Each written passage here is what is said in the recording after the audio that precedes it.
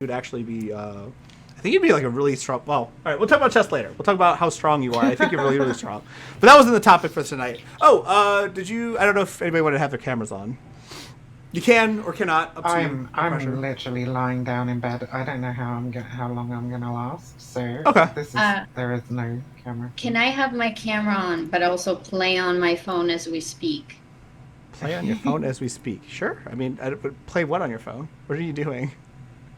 A game. It doesn't matter. It's like the point is Flappy that it's Bird. like it would be rude. You're Flappy Birding me. You know? Are you flap? Wow, this is like such a Zoomer thing to do. Like, look at your cell phone and like.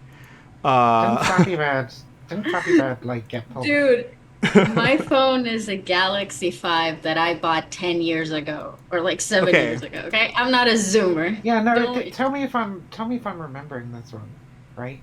But I'm pretty sure Flappy Bird got pulled after the guy who made it was like found out that a whole bunch of people were getting like super fucking addicted to his game, so he just pulled it. I believe that. I don't know that, but am I wrong? Like, I feel like when you say Flappy Bird, do you mean Angry Bird? I mean Angry Bird. Yeah, sorry. Okay, I was like, I don't know this game.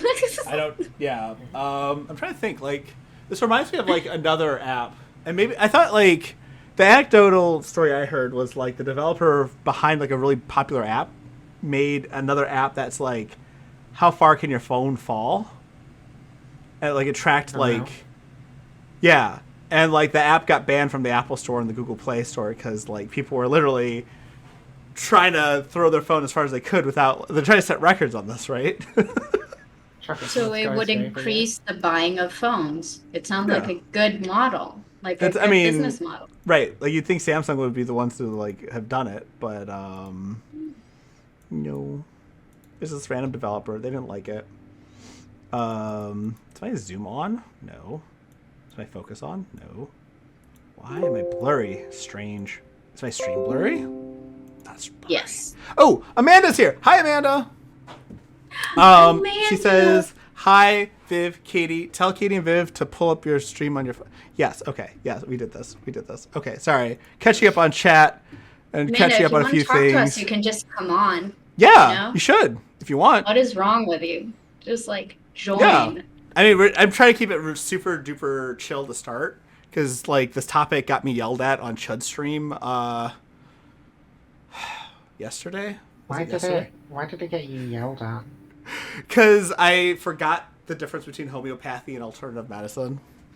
So I started arguing with Chad about alternative medicine, thinking when they said homeopathy. It's such a weird thing to get into a yelling match. Homeopathy is an alternative medicine. It is a type, true. But not a valid type of alternative medicine. You know what they call alternative medicine that works, right? Medicine? Yeah. Right. So that was my point, but I was saying homeopathy instead of alternative medicine, and Chud got so pissed off with me. He actually like looked at the study and like, are you trolling me? I hopped on his stream. He pulls me in, clarifies the definition for me, and I'm like, oh, you're right. And then he was like, yeah, now get the fuck off my stream, you fucking idiot. And then he kicked me out. And I was like, damn, he is so like Chud's so chill. He's like the coolest cucumber in the world, right? No. I mean, he is when you're doing it, but he does the super performative, like, yeah, you know, shitting on people thing, and you know, a lot of streamers. That's not me putting him down for it, right? But I'm just saying, don't take him too seriously when he's in that mode. No, I didn't take it seriously at all. It was valid, right? Like, I totally fucked that up. I knew the difference. Like, we did this on Primes, I think, and I could have like looked it up and remembered and all that other stuff, and I didn't. And yeah, that was my bad. Whoops. Anyway, so he's been going really hard at Dr. K. So what's gonna happen? We're gonna talk about Dr. K stuff, and I'm gonna be like semi sympathetic because I have a friend who's like super into Dr. K, like just like watching all the videos, and like we went over a whole bunch of things. We figured out what our doshis were, all that stuff, right? Doshas. Doshas, I mean, I'm very familiar with all this stuff, by the way. What dosha are you? Are you like the prone to being overweight one? Are you like the athletic, super athletic one? Right. So, so this is the funny part. So okay. Actually, I'm gonna share. I guess I'll just be sharing this a bunch because this is like there's like a very different version of. There's a bunch of different versions of this, right? Yeah, of course there are. There always are. Yeah. It's like star signs. Like, Yeah, so like there's like this really shitty version that we had initially looked at, and we're like, okay, we're not taking this test. This is the dumbest thing in the world. I'm just gonna share this because like I think this is like kind of covers it. So if you like look at it, is this? Yeah, this is good. And you scroll down, so like there's the questionnaire, and then like if you're Vata, you're supposed to be thin. If you're Pitta, you're supposed to be like muscular, and then if you're Kapha, you're supposed to be larger, right? Which is already Now nonsense. you'll have to explain the whole thing to me because I heard there's a drama, but I don't know what it is, right? Oh, so jeez. where do we start? Okay, all right. Dr. K, you know who Dr. K is, right? Healthy gamer. Yes, Dr. I do. K, I'm split on the person. Yes. Okay, so I guess what we're currently focusing on is the criticism that he uses some bizarre fucking pseudoscience to analyze and sometimes recommend things to the people that come and talk to him. Is that the fairest, nicest way to say that, Meta? I think so. I think that's and well, okay, that's the fairest he's an way. internet persona. Okay. That's what they do. That's the fairest way. Should we go like the unfairest way? I think the unfairest way would like clarify why there's so much drama. Uh-huh. So that's like Mr. Girl did like this whole crazy like in-depth research and basically accused Dr. K of causing a suicide.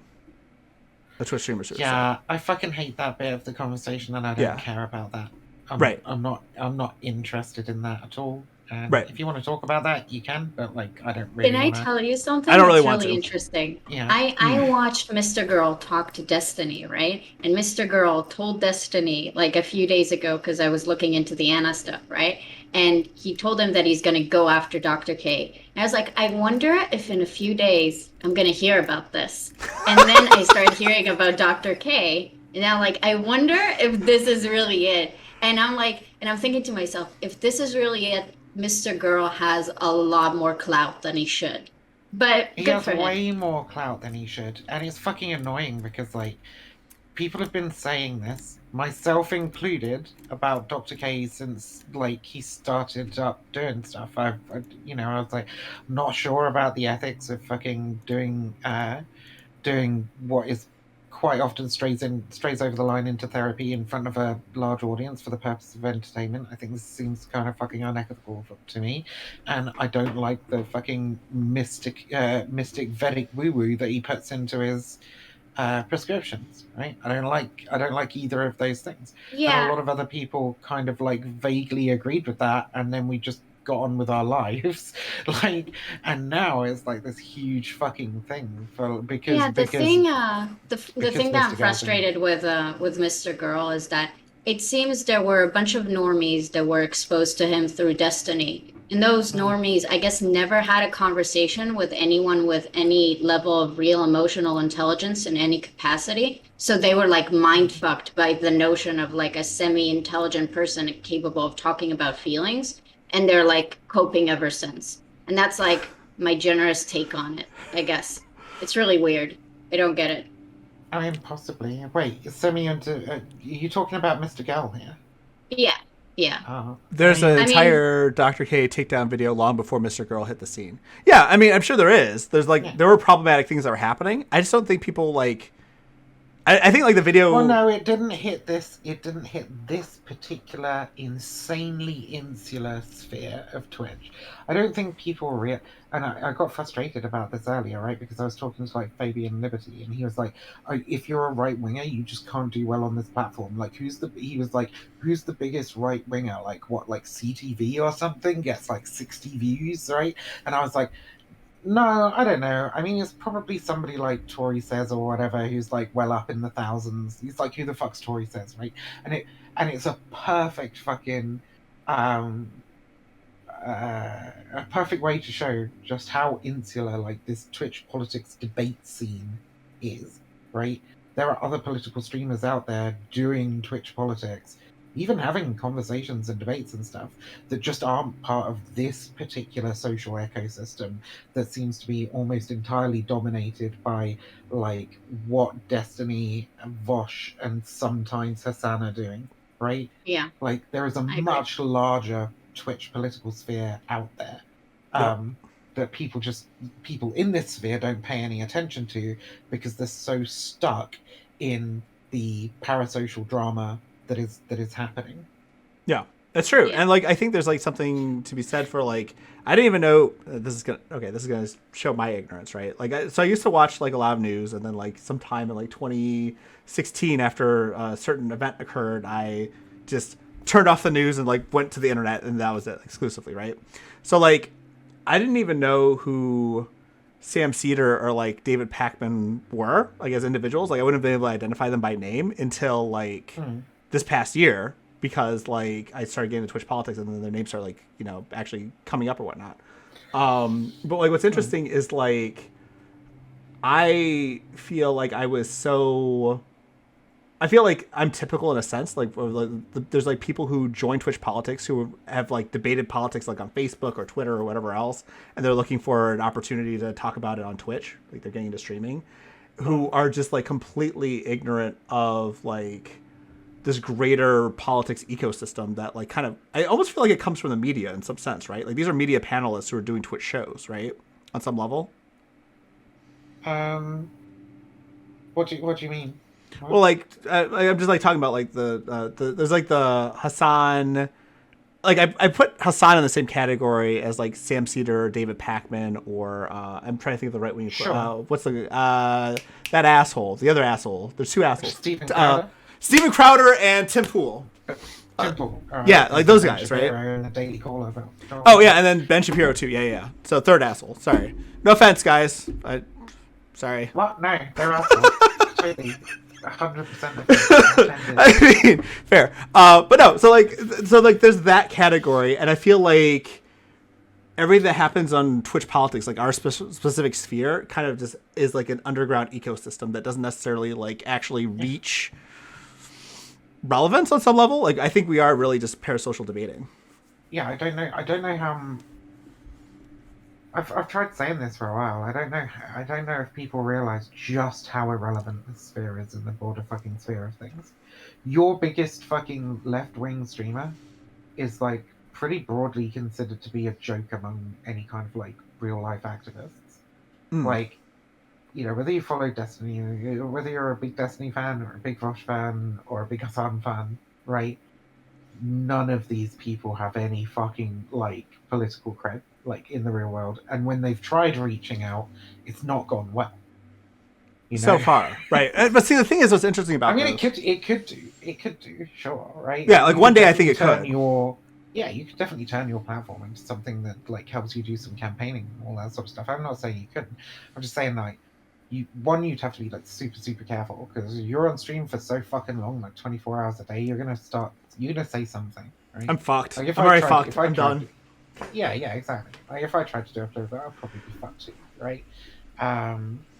But I mean, the thing is, like, I think like the future of like bulletproof candidate isn't. Wow, I need to come up with a better metaphor. The future of like a candidate who can't be criticized would be something along the lines of like willing to look at themselves and say, yeah, I screwed up here, but like it doesn't matter.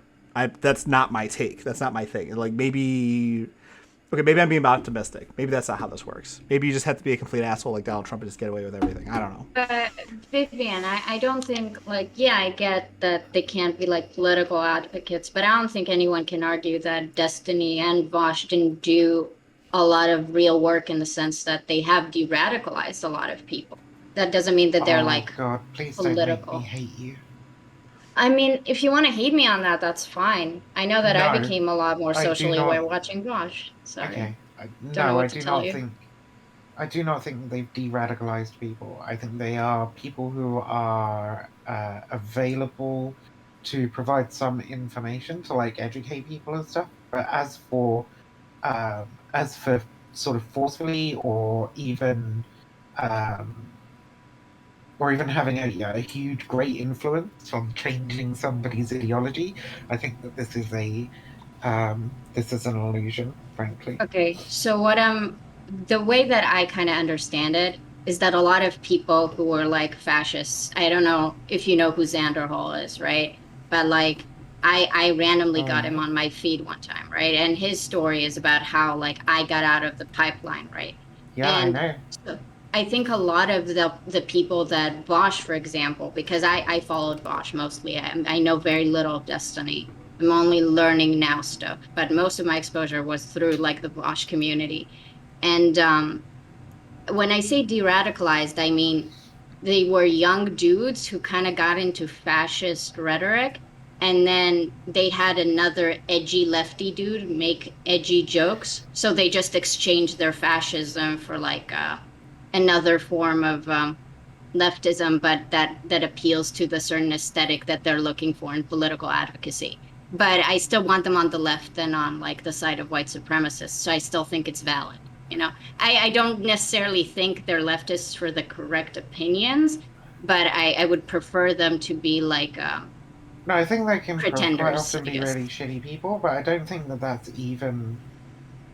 It's whatever. We're into a really fucking huge conversation that I've had like a million fucking times. At this We'll save it point. for platforming. That's We'll do a just platforming one later.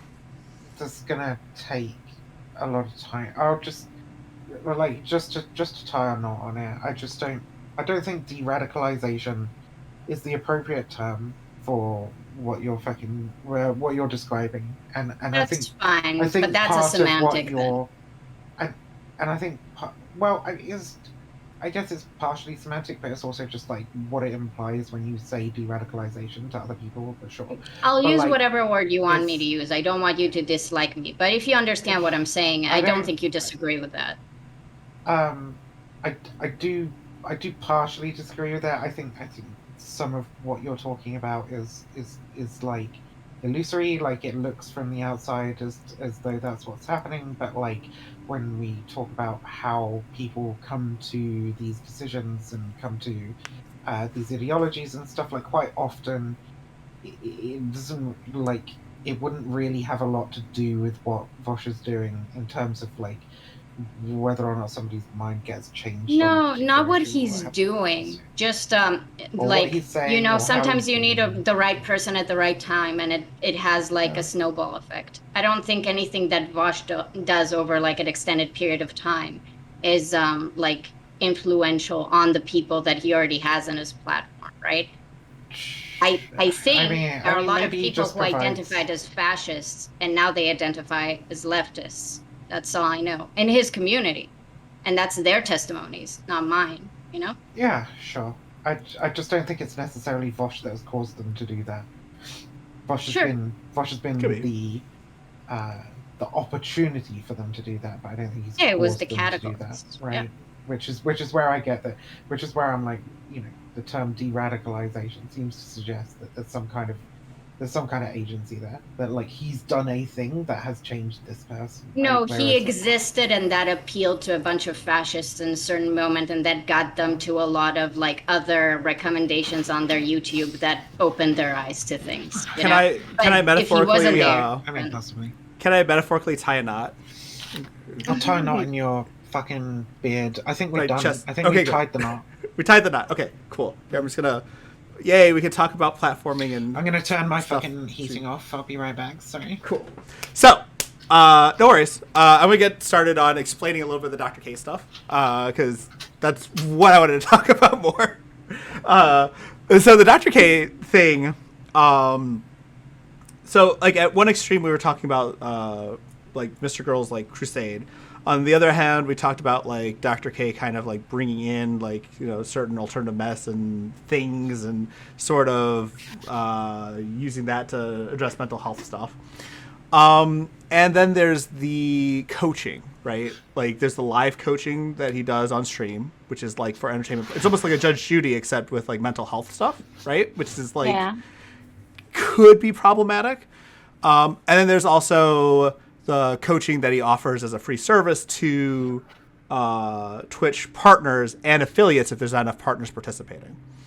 So I have actual experience with the coaching for Twitch affiliates because I actually play World of Warcraft with a Dr. K coach who then referred me into the program, and then I had my friend who was like super excited about it, and then I was like, all right, well, sure, I'll try it. Let's see what's going on, right? Like I was like, I'm interested in, like, I've done enough mental health I've had an interest in mental health enough that I thought it would be kind of cool to engage and just sort of see what goes on. And I'm going to give like my personal feedback stuff later when we get into the meat of it.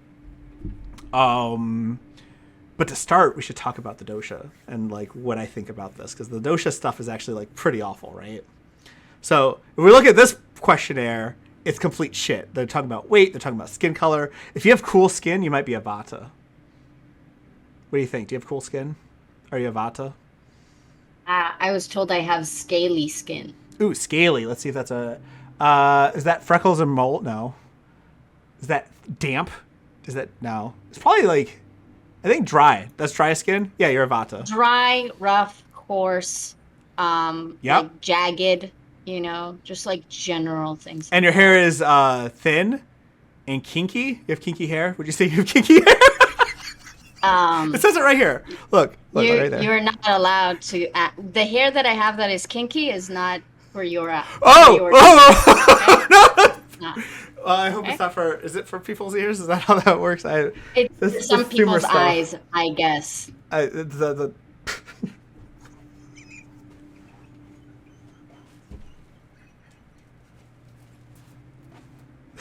Okay. Okay, no sex jokes? It's fine. No, it's fine. It's fine. I'm just going to laugh. Like really hard. It's okay. If you're uncomfortable, you should I'm very, very comfortable with sex jokes. I think they're hilarious. That was genuine joy and laughter coming from right here. I'm just making sure that I'm not infringing on any boundaries, you know? I appreciate that. Don't laugh. Sorry. It's a real thing. No, I was just imagining someone's ear like... Anyway, so this is a bad questionnaire. Long story short, this is awful. So my friend like did some digging and found a questionnaire that didn't suck. And we were looking at this, and the reason why we liked this questionnaire was because it felt a lot more like a Myers-Briggs test rather than a four humors from the medieval era test, if that makes sense. Is the Myers-Briggs test... yeah, I was going to say, just because it feels like it, that's not credible either. Like, yeah, I know. Is the Myers-Briggs stuff... What is it, like the 16 personalities thing? Yeah, it's the 16 personalities. Yeah, that's bullshit too. It's not real. I'm with you. It's not viable. The Myers-Briggs test is basically just four humans shit all over again. Like, I don't know. Is it four humors? Okay. Well, okay. I mean, it's just like I'm gonna try and categorize humans into these random categories, and there's no real reason. It's zodiac signs, but with extra 4 more, and without the months thing. It's like Sagittarius and shit. Well, it's based on your behavior patterns. I mean, no, it's not. That's the thing. Wait, really not. Okay, hold on. Question: is the Dark Triad test legit, or do you guys think it's like awful? What? No, the Dark Triad test is also fucking stupid. Wait, what is the Dark Triad? The Dark Triad thing is like... It's close. So, isn't it supposed to be like sociopathy, psychopathy, and narcissism or something? Something like that. No, it's Machiavellianism, psychopathy, and narcissism. There you go. My bad. But like psychopathy isn't even thing. A fucking thing. Yeah, sociopathy it doesn't exist. Psychopathy does. The Dark Triad thing, there are stupid like tests for it, but it's like at best in actual clinical settings, it's used like not even as a guideline. It's not a real clinical thing. It's not actually used. Oh, I understand that. Okay. So we need to clarify a few things. We should definitely before, because this is what's going to happen. Like Chud's going to see something, or he's going to hear about something, or something's going to happen where I'm interacting with Chud on this tomorrow. Are you scared of Chud? No, I just don't want him to yell at me again, okay? Like, I just want him to, like... Alright, I'm okay with him yelling at me again, just, like... I want him to give me a chance to, like, respond. Instead of, shut the fuck up, idiot, and then kicking me off. Like, I just need, like... If he gives me, like, a minute to, like, actually talk about it, we're good. But anyway, so, to clarify, let me just clarify. I don't think any of this shit is clinical whatsoever. So the Myers-Briggs, the Dark Triad, this whatever the fuck it's called, Ayurveda, the what was the other one that's kind of big now? I think there's like one more that's like kind of a big deal. Like the 8. There's 8 personality or 8 types of avoidance or I have to look it up. No, the thing is, some of the stuff have background in like academics. So there are theories that were comprised by actual clinicians, but then it breaks into like the like lay people sphere, and people like bastardize it and take it in really weird ways. Like there's a difference between something that has like clinical validity versus just a theory that a clinician made and they're just like working through it and testing it out if it's actually viable. People just be really confused on that notion. It's really stupid. Yeah, no, I mean, I agree. Like, so, like, people have like a really hard time. Like, they take these things, whether it's astrology or these tests, and I think there's something to it. Like, incidentally, I learned about the Myers-Briggs stuff when my dad was doing. He was working on his master's in teaching, and Myers-Briggs was incorporated into that in the 90s. Okay. So I learned about all the Myers-Briggs stuff there, and it was like actually considered professional. You have to type all the kids, and you're gonna like teach around their behavioral styles. Like that was literally. So cute. It's also like really bizarre, right? Like when you know It's what Myers-Briggs. Yeah, right. Enneagrams, is that right? Does that sound familiar? The 9 types Enneagrams. Is that a thing? Well, I think the easiest way to illustrate is just like, alpha, beta, gamma, delta bullshit. It's basically that. There's no difference. There's no difference. True. I'm being informed there's an Enneagram, and there's so much BS out there about it. A lot of Christians are using it to do things. So yeah, I mean, like all these things are being abused in different ways. I get it. I'm totally with it. Like whatever. So like, I guess my point was that in terms of clinical stuff, this is all complete bullshit. Yes. What is the most useful, a Myers-Briggs or like a Enneagram or like a personality test? No, there aren't any particularly useful ones because there aren't any personality categories. People are far more complex than being able to like just put them into a. You disagree? Okay, well let me finish what I was gonna say, and then you can disagree, and we can go from there. That's fun. But yeah, people are far more complex. People have personality traits, and some traits are like comorbid, if you like, or like have a chance of comorbidity with other traits. You might have like clusters of traits or whatever. But like also people are incredibly liquid and malleable, right? In terms of like the ways in which their personalities can change over the course of their life, depending on the environment that they're in and the experiences that they're having. I just don't think that there is a good way to classify people by personality type. But Katee disagreed. So. Yeah. Okay, so maybe I don't disagree. So what I was gonna say is that it depends what you mean. Clinically, obviously, there are like personality disorders. So clinicians can separate certain personality types. There are certain features or whatever, right? But I don't think that's what you meant, right? I don't know. I don't know if a personality disorder is a personality type. I feel like that is a trait, but it doesn't comprise the person's entire personality. You take I agree with you. 2 people with the same personality disorder, they can be very, very different people. No, of course, and it's a very like egregious thing to do, to take 2 people that have the same personality type and assuming they're like the same type of person. It would be very ineffective. What I mean though is that personality types, by the virtue of what they are incorporated into one's personality. So you will find certain features in this. At the end of the day, like for a personality disorder, you have to qualify 4 out of 10 criteria, 4 out of 7 criterias or whatever. some of those will be there. But when you read like the list of like BPD symptoms, not every person is going to have all of that. And that's not going to manifest in the same way in all people with BPD, for example. So it would be kind of silly for especially a layperson to look at that and try to decipher anything from it, because they're not going to be able to. They don't have the expertise for it. I also think these disorders of personality like are quite often not even like a solid a part of somebody's personality. Like, so, for example, I have a very severe anxiety disorder, right? I'm a very fucking anxious person. Now, if you didn't know that, would you say that that is a thing that is? Would you say that that's like a part of my personality? I wouldn't have Probably, guessed it, right? Yeah. probably not, right? And like prior to developing this pretty severe anxiety disorder, I was very gung ho, very much a risk taker, very much an adrenaline junkie, right?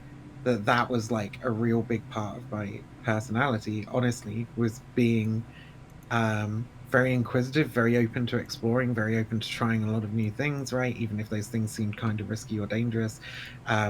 Whereas I'm just not now. And it's not because I don't find those things enticing. It's not because that's not part of my psyche and my personality. It's that like the anxiety disorder gets annoying, right? Okay. I have a bad So- reaction to those high stress situations. So I think that maybe it's more a communication barrier, where if it sounds like I'm saying that a personality disorder or any type of mental disorder is like part of one personality, that can be perceived in a negative way. When you said like, hey, if you didn't know I have a diagnosis, you wouldn't think of me as an anxious person.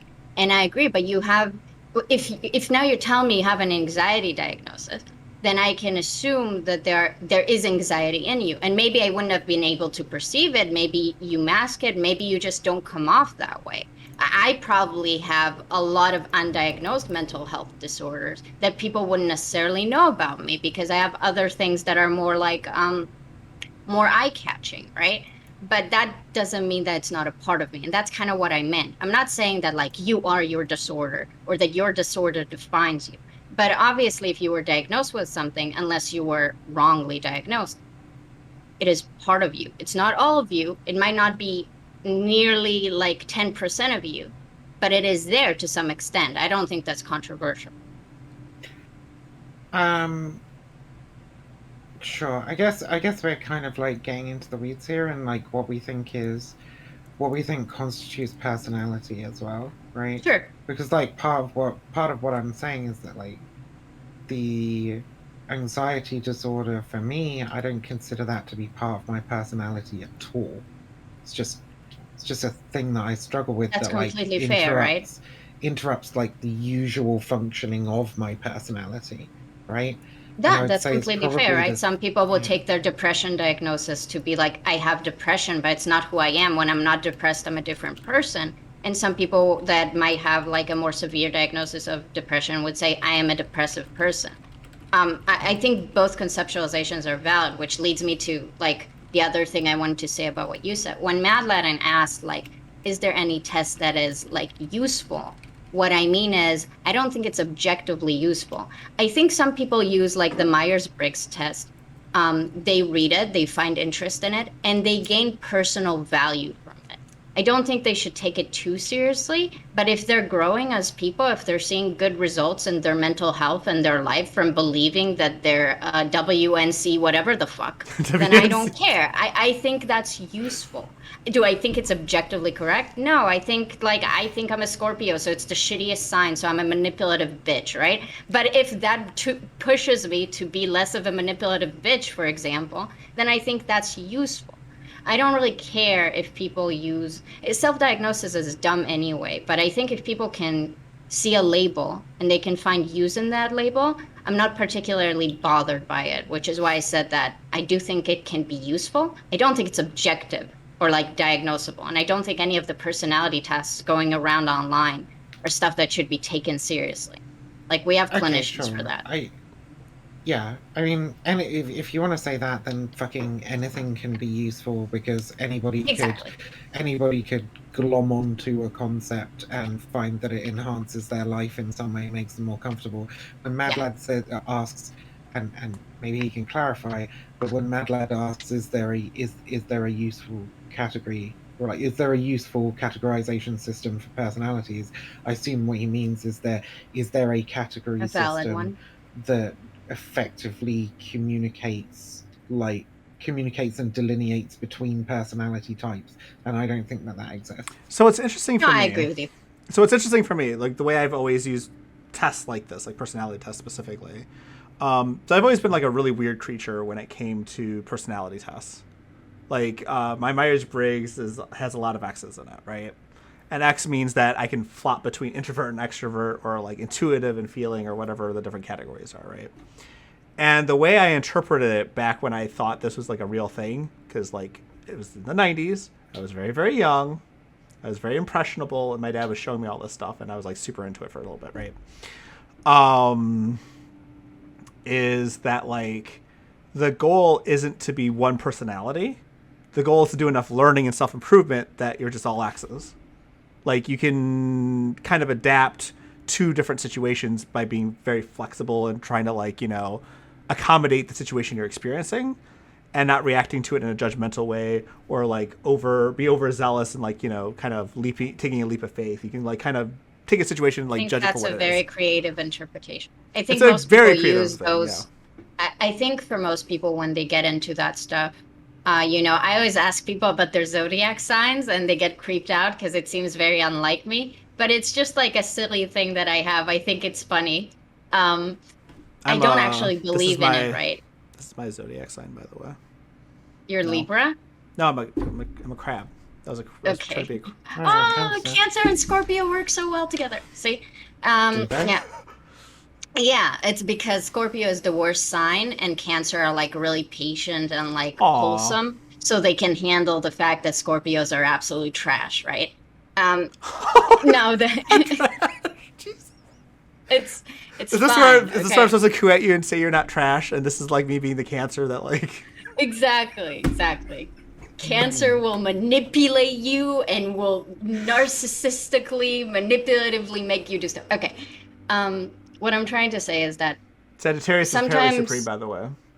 people have a hard time introspecting, I think, and knowing themselves. And I think all of these tests at the end of the day, what they do, they give people easy answers to questions they don't really know how to interact with. It's just nice to have a label. It's nice to feel like you belong. It's nice to have a group. All of your friends are doing this stupid quiz, and now you have an answer for it too. And oh my God, this sentence is so me, blah, blah, blah.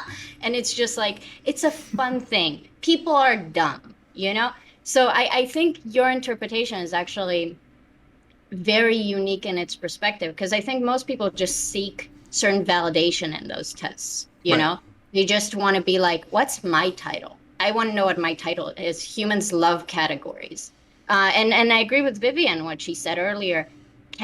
We pretend that categories are a lot more real than what they actually are. They're extremely malleable and they're not reliable at all. But Yeah. people love them, you know? Well, like I think I came to this conclusion because my tests just kept changing. My results kept changing. Like I just kept going from like one to the next to the next, and it was every time I had growth. So like all of a sudden I realized like I did this association where like growth means being both, or all of the different personalities, and I don't know. So like if you take that lens that I have with the Myers Briggs and you apply it to this Ayurveda stuff. So you're saying your hair needs to be curly and kinky No. and smooth and silky all at the Yeah, same I need to time. have dry skin, but I also need to have cool skin, and I also need to have wet skin. So I need to Based. go into Start working on it. Well, okay. So this version of the test isn't as bad. Okay? You'll notice that we're not talking about things like here, I'm going to maximize it so we can get it nice and big for everybody. So we're not talking about your skin, we're talking about temperament. Are you nervous or changeable, motivated, determined, content, and conservative? And the way it's supposed to work, you're supposed to put a point. I think the way Or no, actually, the way we did it was different because we didn't like the scoring system they had. So what we did, we just, if there's anything that like reached out to us, we just put a point in any of the categories. So we have up to 3 points per line, and we just divvied up the 3 points however we saw fit, right? And like negative emotions, they have attachment. Oh, that's a rough one for me. I don't like that. I don't. Attachment is right. To put it as a negative, I think it's fine. Whatever. You don't think it's that? You don't think like attachment's negative? I guess it's not.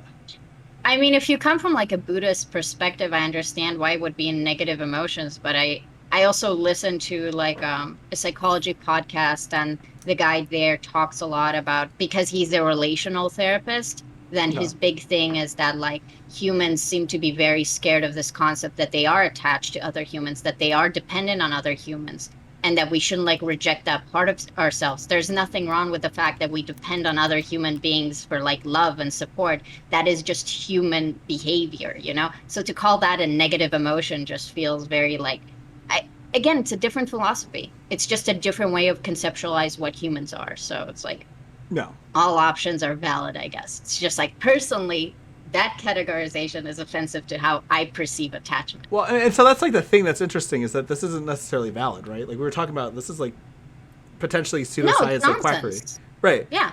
So like even the way that these emotions and these like thoughts are, and so like when we did this, we had to like give a lot of charity to the document to like actually come up with scores, right?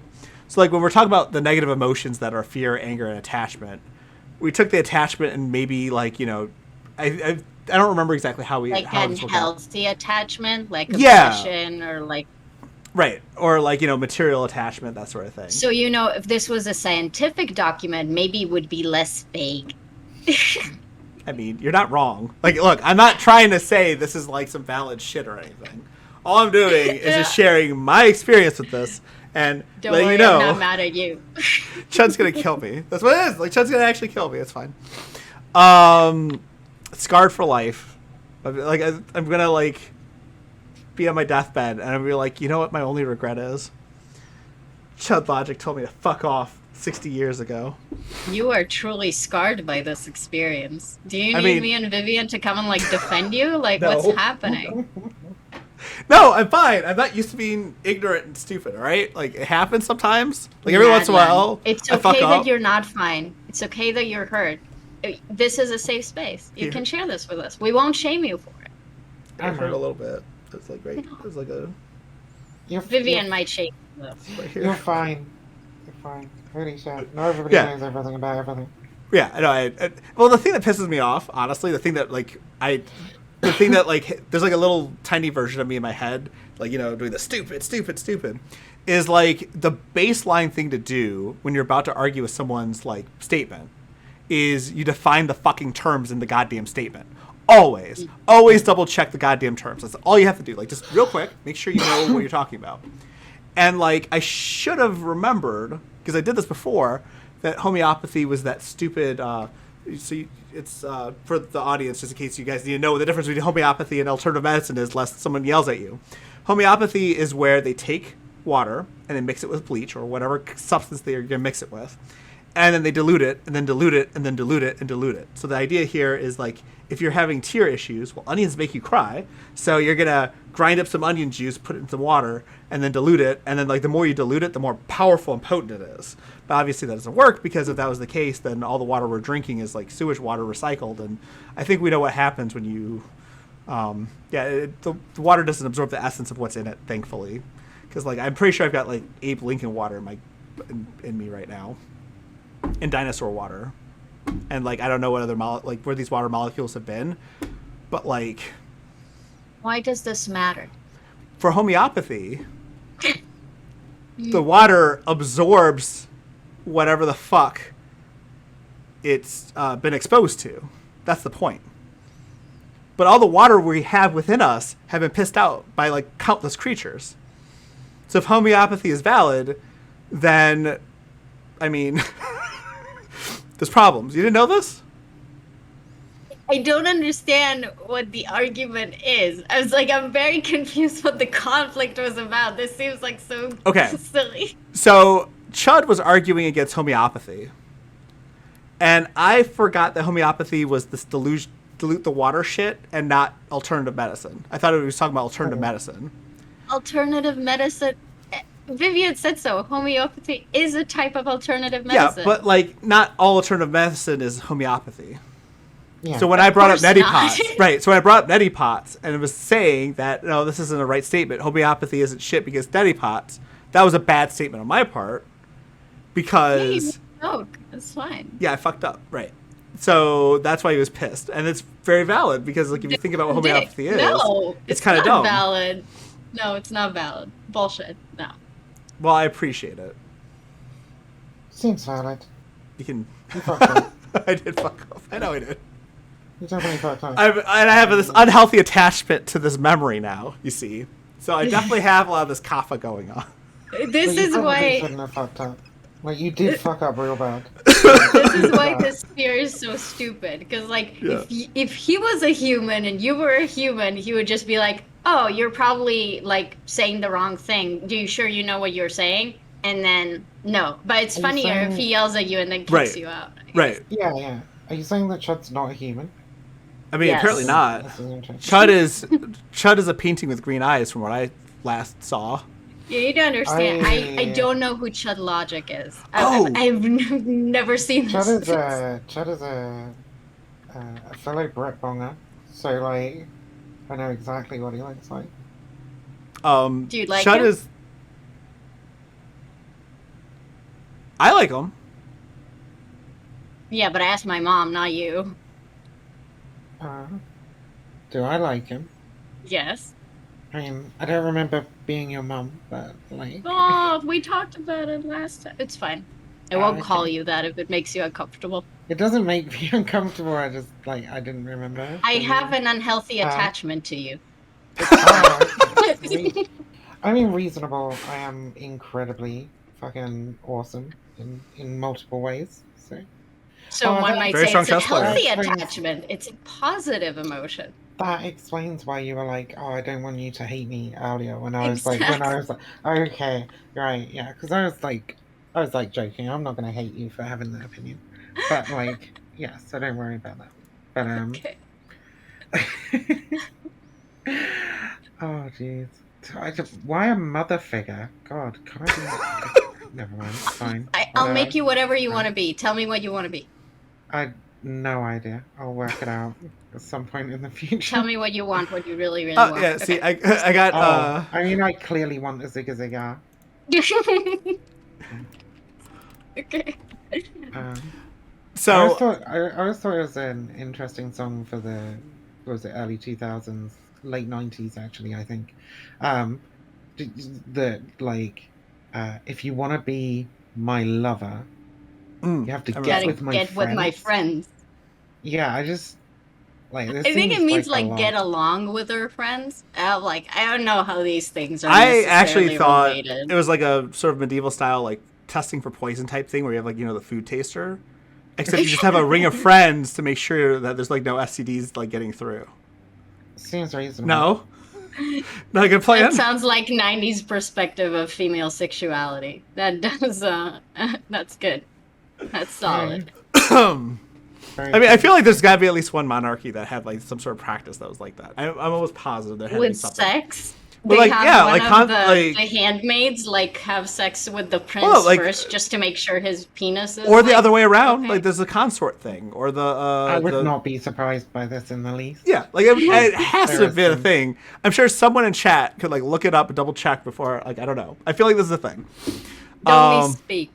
Yeah. Or I'll bring Chad and he'll yell at you. Right.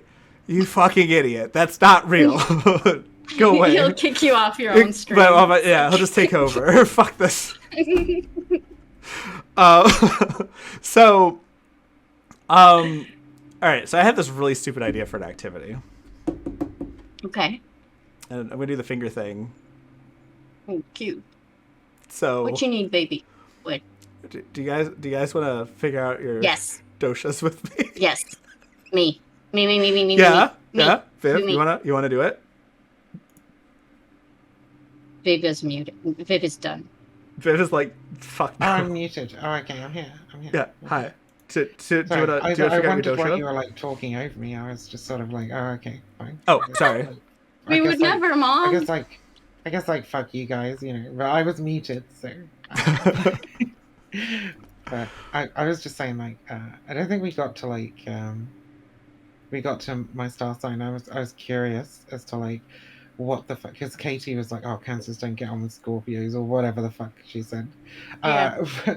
But wait, did you say it was it the other way around? Like they're the only ones who get on with Scorpios? They work No, well it's together? just that usually in terms of like compatibility stuff. So I'm a Scorpio, right? So the only signs that I really read up on are signs of dudes I was interested in, right? Okay. So I had a boyfriend who was Cancer for a while. And Scorpio get very low compatibility with most signs, but Cancer is one of the signs that they get most compatibility with because I Cancer are not as they have less of a backbone because they're good people. You know? So I am a Sagittarius. Ooh, yeah. we heard about Sagittarius earlier. Yep. Dury was saying it. Sagittarius is supreme, apparently. Yeah, but Sagittarius Dory is said for super. women. See, because I ended up being I with a saw a lot of slash. Sagittarius dudes, and it does not go well. Not for me. Mostly /man. I don't know what the slash meant. I assumed it was both. Sagittarius are good people. But are they there? Or are they just faking it? Also, there's a horse thing involved. Is the Sagittarius a horse? I didn't actually. It's like a half horse, Centaur. half human, right? And they do the thing. Oh! It's Okay. the archer one, but with the horse. Yeah. So, like, they were the good guys in Harry Potter, right? I mean, Depending on how you interpret their Oh, ideology, but now that I Harry believe there Potter was is- some separatist sentiments there. I'm not going into Harry Potter. That's I don't fine. give a fuck. I want my douche. Your douche. Yeah, Yeah, we it's need a to joke. know. We need to know about the douches. The test, Madeline. Oh, yeah. I was like, what are we douching? I'm so confused. Okay. You're not gonna pick up on the nuances of my jokes. I will stop look. making jokes. No, right? I'll pick it. I just look. Okay, it was a great point for an awkward pause. Okay, like I was giving it right back. Like it was a very nice pause. I thought. I mean, we don't have to. We're gonna critique. Can we This do is what the you're doing. test instead of like talking about this now? Yeah. Okay. So temperament. We've got 3 different points. There's Fata, who's nervous and changeable. Are you nervous and changeable? Okay. I got a cool little paint thing I put out, right? So I'm gonna mark it up, and then we'll just like show our things. Then do it. Yeah, I'm doing it. You can't see it though. Okay. Okay. So, what are but the... this is like self-report, right? Yeah. Yeah. So all of that is bullshit. People are very bad at knowing themselves. I mean, I agree with you. So, what are you? Are you nervous and changeable, motivated, determined, or conservative? And like, Am the I way supposed to answer what I think I am or what people would say that I am? I'm going to trust you to average out the 2 and distribute your 3 points accordingly. I can't average out the 2 because the way I perceive myself is extremely different than how people perceive me. All right. How do you perceive yourself as far as temperament? Okay, then motivated and determined. Okay. And how do you perceive yourself? What? So you told me how other people perceive you as motivated and determined. No. Right? No. Other people will perceive me as nervous and changeable, and I would perceive myself as motivated and determined. Oh. I mean, I think you're motivated and determined too, actually. So all 3 points in motivated and determined, or do you want 1 point in nervous? Oh, I can like divide the points? Yeah. That's the Okay, point. then is it 3 points? Okay, then 2 in motivated and determined and 1 in nervous and changeable. We did it. I get this test now. Yeah. All right. What do you think, Viv? Okay, what were the categories again? We are nervous, changeable, motivated, determined, or content and conservative. And I'm streaming the thing, so you can just like look at the first line, and you can see the choices. Also, I put 1 in each because I'm all the things. I gotta look at your stream then. Fucking hell, it's tiny. Right. All right. Yeah, it's awful quality. Yeah, I can't. No, you fucking can read that click on the grow button. You can grow it up. I literally just full screened it. I can't fucking read that shit. Fuck. I'm gonna go with. Okay, so you said nervous and changeable. Is it showing up on stream? Can stream see this? I don't want stream not to be able to see this. They probably can't read what's in the top right corner. Fuck. Is that true? I have a very big screen, and I can't fucking read it. How about this? Is this better? I don't know why I didn't do it this way from the beginning. Can you guys read this? I'm sorry. Oh, it's a horsecock joke. I can read that. I get it. Nervous, changeable, motivated, determined, content, conservative, and I have like 3 points to put in these. Right? Yes. Okay, I'll put 2 in nervous and changeable, and 1 in content and conservative. There you go. Although that's not really true because I am pretty. Actually, no, it's fine. I'll stick with the. That'll do. Whatever. It doesn't really matter. Sure. So 1 in content and conservative. Mm-hmm. Okay. Cool. Positive emotions: adaptability versus courage versus love. We have 3 points, right? Yes. You can distribute them however you want. So 1 in each for me. 1 in each. All right. Cool. Oh wait, I gotta do it like this. Blah. Positive emotions. What am I? Yeah, but 2 in love and 1 in courage. 2 in love, 1 in courage. I was gonna do that, and I was like, I deserve some credit. I'm adaptable, I think. Yeah, I'm like, they all sound good to me. All right, negative emotions: fear, anger, and attachment.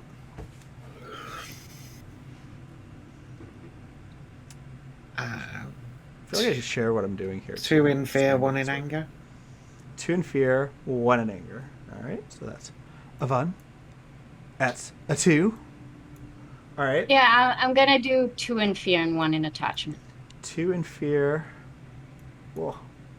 You know, I really need to stop using paint for this. You could have just written it down. That's fine. I mean, could I? Is that a thing? What I really need to do is get like one of those like boards I can like update on the. Exactly. Yes. Pro streamer here. I don't do a lot of fear. I do a lot of anger and attachment, and I think I'm going to do 1 of these and then 2 of those. What's? All right. Oh, thanks for the sub. We can't see what you're writing, so. Right. I'm going to do 2 in attachment and 1 in anger. So I think that's about right. We're spreading it out. Yeah, I'm spreading it out. So far, just to give everybody an update. So, Katee, you have 4 in Vata, so you're an air person. You've got 3 in fire, though, so you're mostly balanced out. You're air and fire, which, from what I understand, according to Naruto, combine to make lots of really powerful jutsu. Don't you throw Naruto at me? This is... You can do... I will make the voice. And then there's 1 Kapha point. Viv, you are 4 in air, 3 in water, 2 in fire, and I am 4 in water, 3 in fire, and 2 in air. We perfectly balance each other out. We're balancing fantastic. Out. We're like, all 3 of us are very different personalities. It's very clear. Do we actually want to go through all of it? I feel like this is going to take forever. Yes, please, we do? Okay. All right. I'm going. All right. Just say the things. Prone to extremes, strong, fixed, proud, based read on it. family I can't read. Okay. Read it to me. Weak and erratic, prone to extremes. That's air. Oh, it's on the stream, by the way, too. And it's really big for everybody on the stream so you guys can see it. My alerts aren't working. I should fix my alerts. Okay. So weak, erratic, prone to extremes is 1. Strong, fixed, proud is the fire. And then based on family possessions is the ego. Yeah. I'm all 3 on air. All 3 on air? Cool. Mm-hmm. So we'll do a little crossed line here, and then 1, 2. I'm sense of ego. Definitely prone to extremes for me. Oh God. 2 in fire, 1 in air. 2 in fire, 1 in air. Cool. And I'm gonna put. I'm prone to extremes, so like I'm definitely gonna put 2 in the like. I bounce around, and then 1 on fixed and proud. So 1 fire, 2 air. I think. No family for us, bitches. Okay. Apparently not. Oh man, emotional trauma like leaking out on stream. Sensitivity. We've got hypersensitive, easily hurt, insensitive, and critical, insensitive, and self-content. So apparently you can be insensitive and not worry about critiques, and be self-content versus insensitive and critical of others, I think is a way to interpret this. Yeah, I'm liking all 3 on air for this one. This All sucks. 3 on air. Insensitive and critical. Yeah, you are. What? Air. Yeah. Oh, wait, you said air. I knew that. I wasn't adding barks in the wrong spot. I am judging you right now. Okay, I mean, that's fair too, actually. Either way works. I'm actually with you. You could do both, maybe. I don't know. Fuck you. I think based on how Chudge responded to my homeopathy thing, lots of critical right there. Wait, would it be horrible to give Chud a doshi? Or dosha? You need to stop thinking about Chad. Like, let go of that negative attachment. No, I like him a lot. Put it on the water and let it go. Did you say Chad? Are you saying I'm going to call him Chad now. I don't care. I don't know the person. He'll like it. He's a big fan of Chad. being a Chad. He's a Sigma grind set Chad, from what I understand. Oh my fucking god. He says it all the time. I'm on my Sigma grind set. It's hilarious. All right. Viv, what were you going to say? I don't fucking know. That was ages ago. What are we on the next one now? Hypersensitive, insensitive. Okay. What the fuck? I think the way to interpret it is like, are you content? Are you critical of others, or are you easily hurt? I mean, I'm definitely critical of others. All 3? Let's go 2 in fire and 1 in air. There you go. How's that? Yeah. Cool. All right. Psychological disease tendency. Well, what a category. Sorry, what? It's called the psychological disease tendency. Yeah. There's I'm going to do 2 in fire and 1 in air. 2 in fire, 1 in air. Psychological disease tendency. We're not lingering rhetoric. This is a stupid test. It's not made for like critical assessment. Easily imbalanced, prone to psychological problems, disturbed when obstructed, generally content but strong underlying emotion. I don't know. We'll do 2 because I spiral on the air, and then 1 disturbed when obstructed. When has Vivian ever been critical? I don't think ever, honestly. It's true. I mean, I'm usually not particularly critical of anybody. Oh, it's true. I was just thinking about our wonderful, delightful talk we had today with our new friend, who I'm sure will be engaging with on multiple occasions. What was his name? I won't be, and he is a chronic fuck nugget. He was a chronic... Not a critique, though. Just That's not generally speaking. That's a nickname. It's a pet name. Literally, how is it even a criticism? It's just a statement of fact. Like, if you think that this is a derogatory statement of fact, then I mean that's for you to assess. You know, like. I mean, criticism doesn't have to be like derogatory. Some criticisms are valid. That's very true, but that was a derogatory, and you can decide whether or not it's critical. Okay, fair. And we might have new guests arriving at any moment, by the way. Then FYI. Can we continue? Yes! So, yeah, let's get this shit fucking done. That's going. It's a long test. Yeah, but so I'm 3 on fire for elemental imbalances. 3 on fire. There you go. Okay. Viv? I'm going to go with a... I'll just put 1 in everything. Cool. The next one is I can rough. definitely be all of those things. Yeah, I'm going to do all 3. Psychological things. Psychological extremes. This is messy. What the fuck is this shit? That's nasty as fuck. This is like problematic. Really... It's extremely problematic. Yeah. Aren't you glad I pulled up this test? I'm just going to put 1 in everything again. Yeah, I'm going to do a 3 on air on this one. Is this like... what people like? Is this like what they actually use? Like, this is one of the optional. things. Like, so the thing it's called the psychological imbalances of the doshas. And This was is the professional version he found. This is the like, credible. yeah, like, this is the what I most mean. credible Is this test the- I could find. Is this what like practitioners that people think are professionals use? Like, that's I what think was so. saying. I actually think so. Because I don't know. This is fucking insane. This Right. is So direct, and this bad. is so long. That's what I'm It's saying. very, very long, so it seems like it's like a Okay. really big deal test or Emotional whatever. tolerance. But it's also got like these like nuggets of glory here, like psychological extremes. Like this is definitely not great. Emotional tolerance, yeah, easily disturbed, reacts quickly. Good resistance, holds grudges, slow to disturb, unwilling to change. 2 in the So I'm- second category, 1 in the third. 2 in the first category, 1 What? in the No, third. second category. Oh, second 2 category. in the second category, 1 in the third. Yeah, I guess the and I'm practitioner gonna has to be put really good at this. Yes. I'm gonna put 2 in fire and 1 in air. So 2 in the second one and 1 in the first one. Perfect. Perfect. What's the last category? Is it earth or water? Earth. Water. Water. I think it's water. I don't remember. Water? I don't know. Water. It's at the top of the fucking page. Just scroll Fire. up for half I a know. I have second. to scroll up. It's water. It's water. I like this 1, 2, 3 thing though, because then I can just look at my stream and not have to like look at the stupid document that's too big and. Okay, air, fire, water. Air, fire, water. Air, fire, water. Ooh, it's in alphabetical order. You're right. Nice. Good work. AFW. Brilliant. Fantastic. AFW. I'm gonna give myself 2 in the third category and 1 in the first category, and then able to handle stress. I'm gonna go with 2 in air, and actually, you know what? Just put 1 in all of them, because like I can be like that at all times. I can be all of those things. Shocking. Katie, what would you say? Yep.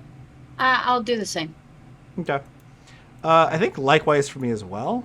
Like, why not? I was gonna do 2 and 3 and 1 and 1, but I feel like there's a balance to be had here. Anger. Erratic, quick, steady, slow to anger.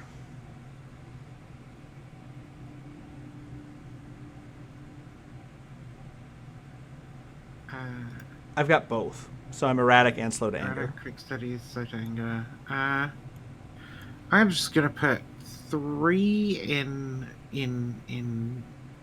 fire. 3 in fire. 1, 2, 3. Gonna put Can be, 2 I in can fire. be quick to anger, but it's a Yep. I'm gonna calculated do- quickness. It's not an erratic quickness. Okay. I'm 2 in fire and 1 in water. 1 in water. Okay. Fear. Frequent, strong, rare, steady, but weak. My anger is... lately it's been a lot more frequent. So I'm going to just do that. I'm going to like really lean into it. I'm going to put 2 in Yeah, the give first. me a 3 and a 1. in the air one. What do you think, Viv? In fear, frequent, strong, 3. Go for it. 1, 2, 3. Attachment. That's called Changing, having an anxiety disorder, kiddies. right? Like, imagine having anxiety. Like, it's just like, all right, let's just dump all our points here. Attachment. Changing and detached. Fixed and focused. Deep-seated, unable to let go. I have probably 1 and 2, and then, like, yeah, I'm going to 1 fire, 2 water for me. I'm gonna do 1 fire and 2 water. Okay? Okay. Oh, I'm getting pings. Pings. I need to pay attention to pings. Okay. Ready. I did it. Hey, Carl. What's up? Hey, I'm slow to respond to pings because I'm doing this thing where I like... we're finding out our doshas, you see. Not I Carl. see. I'll observe. I'm sorry, I can't contribute. I'll just tell you I'm an INTJ, and whatever that maps to, give me that value. INTJ, you're a fire. No, I don't know what it means. We'll figure it out. We'll get there. My inner Scorpio is screaming. So there you go. I did the meme too. I'm going with By the 3 in water for attachment. 3 in water. 1, 2, 3.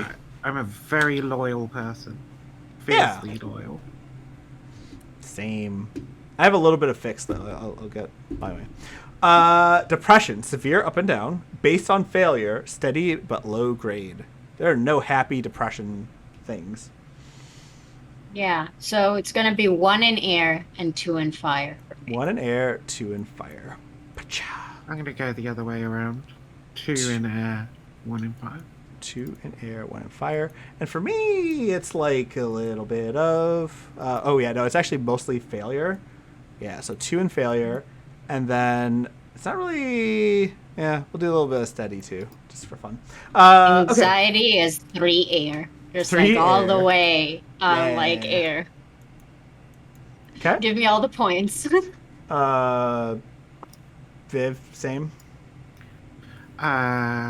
For anxiety, yeah, sure, yeah, 3. 1, 2. Lately, the same. Yeah.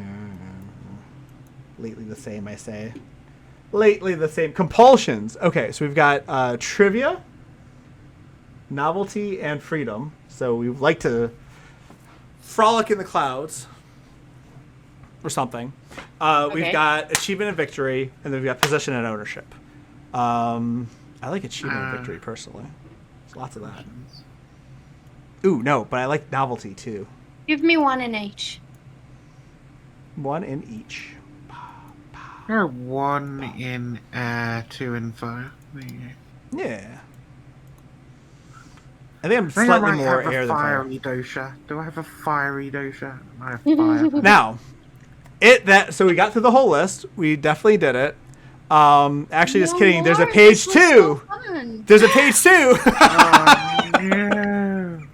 And it has really bad questions. It's the best part. It's the best part because these are actual shit questions. Like, it gets worse. Oh my god. Like, this is actually a complete clusterfuck. We're about to see where, like, this is about, like, everything seemed innocuous enough at first, except for, like, the reference to, like, you know, The suicide. suicidal thing? Yeah, but now it's just going to be really fucking bad.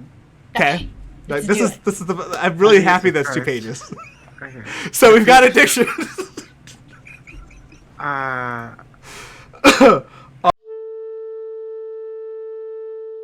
No. Can we now give our answers so we can be done with Yes. this? Okay. Okay, all right. Sorry. I want 1 in fire and 2 in water. 1 in fire, 2 in water. All right, here we go. Okay. I'm Boom. gonna go with 2 in air and 1 in water. 2 in air, 1 in water. Wait, what did you say, Katie, originally? 1 in fire and Uh-huh. 2 in water. In water. The third one. Let me just make some adjustments here. Okay, he said 2 in fire, 1 in water. I'm a very competent Ayurveda professional here. And then Viv, you Wait. said... No. I said 1 in the middle one and 2 in the last one. Jesus, am I really that bad? I'm that bad. Okay, Yes, got it. I got it. I Awful. fixed it. You're I fixed it. stupid. Wow, critical. I'm changing your points. What was Rationality, yours? Just 3 in fire for rationality for me. 3 in What's the fire for rationality. Wait, did we get to rationality? I thought we were talking about... No, I need your... I'm sorry, it's the addictions. So you said 2 in... next? It already did the addictions, right? But he didn't listen. I'm bad at listening. 2 in air, 1 in water. 2 in air. Shit. Okay. 2 in air, 1 in water. Okay. I like entertainment and sensations, and I like alcohol and power, and I eat food. Wow, I like everything. No, actually, lately I've been starving myself, so we're gonna go without the food, and we're gonna focus on entertainment and Starving sensations. yourself can also be like an addictive practice. Yeah, which is sensation, hunger. Okay, that's one way of interpreting it. Let's Hey, Doof. Hey, yeah, no backseating and backseating allowed. Very important. Okay, now we're doing rationality. Prone to imagination, strong but can be biased, weak, slow, and steady. Wow, weak, slow, and steady does not seem like a fun rationality to have. Anyway. I mean, mine's just definitely 3 in fire. Let's just go. Yeah, I think that makes sense. Bop, bop. I'm gonna go for 3 in fire as well. I mean, who doesn't want to have 3 in fire? Do you want me to split mine? I'll do it for you. I'm a people pleaser. I mean, do you have an imagination? Like, do you write stories? Yes. So that's not to do with rationality. okay, fine. It's true. 3 and fire. Fuck you. Yeah, I'm doing 3 and fire as well. I mean, attention! Variable changing, steady can be obsessive, slow lack thereof. Oof. Who wants that third one? Sorry, though, what was seriously? that? I wasn't paying attention. Variable and changing, steady can be obsessive, slow the lack thereof. It was a joke, dipshit. I got it. I mean, okay. You're embarrassing us, Mad Lad. And it was a good joke. Just went right over my head. What does that put me at? I don't even know. Jesus. Yeah, I'm just gonna put 3 in air. 3 in air? Variable changing. Yeah, Seems sometimes right. I find it really hard to focus. Sometimes I'm like fucking hyper focused. Yeah. I'm gonna put 2 in fire and 1 in air. 2 in fire, 1 in air. I put 1 in fire and 2 in air. I think that's about right. All right. Activity level. Are we high, hyper, easily exhausted, steady and focused, or slow, prone to inaction? I just put 3 in the last one. Slow, prone to inaction. Let's go. 1, 2, 3. I'm not easily exhausted though. Okay, 2 in air and 1 in fire, I guess, because I have to be easily exhausted. I don't understand. I have 2 for the air, so I'm high, hyper, easily exhausted, and then 1 for slow, prone to inaction, because there's that burnout period where you just curl up in a blanket and cry because Chud hates you. Okay. Effort! Quick and unsustained, steady and determined, slow but can endure. Yeah. Thank you. Did not know that. Shit. I got nailed. Like everything's going over my head. That one really went over my head. Holy shit. Jesus. Yeah. Wow. Here I was. Okay. All right. Fuck. That's all good. And refocusing, Madeline? Yeah, hold on. Zonia might be ready. Double checking. Okay. Just double checking. I got pings. Holy shit. All right. Moving on. Nope. No pings. All right. Jesus fucking Christ. All right. Moving on. Effort. Quick and unsustained. Steady and interpret slogan. No, we already did that. Memory. We're going to be doing memory now. Wait, we didn't do effort. I didn't tell you my effort. Oh. So we know what my memory answer is, by the way. Effort. Yes, go ahead. I'm all 3 in air. All 3 in air. Quick and unsustained. You will not remember all the things. Oh, no, that's effort. You will not. Yeah, my memory is fucked. Holy shit. Viv. Yeah, sorry, I just got something in my eye. We got quick, quick and unsustained. Steady and determined effort, or slow but can endure effort. Effort. Quick, unsustained. Effort is quick, unsustained. Yeah, we're all there. You I'm too? just gonna put 2 in that and 1 in fire. 1 in in steady, determined. Fire. Yeah. Madeline, and you went for 3 in air? Oh Yeah. wait, no, that's really dumb. That's really dumb. Okay, I'm gonna put 1 in. I'll put 1 in air and 2 in water. Actually, slow but can inject. Yeah. Oh. that feels- Okay. That's a very me. There was a shift. We like. Okay. Yeah. I did 3 in that because my effort goes in bursts. Like published Memory. book, I did work, and then I was like, nope, we're done, and then we did more work. Yeah. Memory, I'll put 2 in. I'll put 2 in water and 1 in air. 2 in For water memory. and 1 in air. Okay, what do you got? I'm all 3 in fire. All 3 in fire. All 3 in fire. Bum bum bum. Quick but absent-minded. I had sharp and clear, but it's been getting steadily worse. So we'll do 2 in quick and absent-minded, and 1 in sharp clear.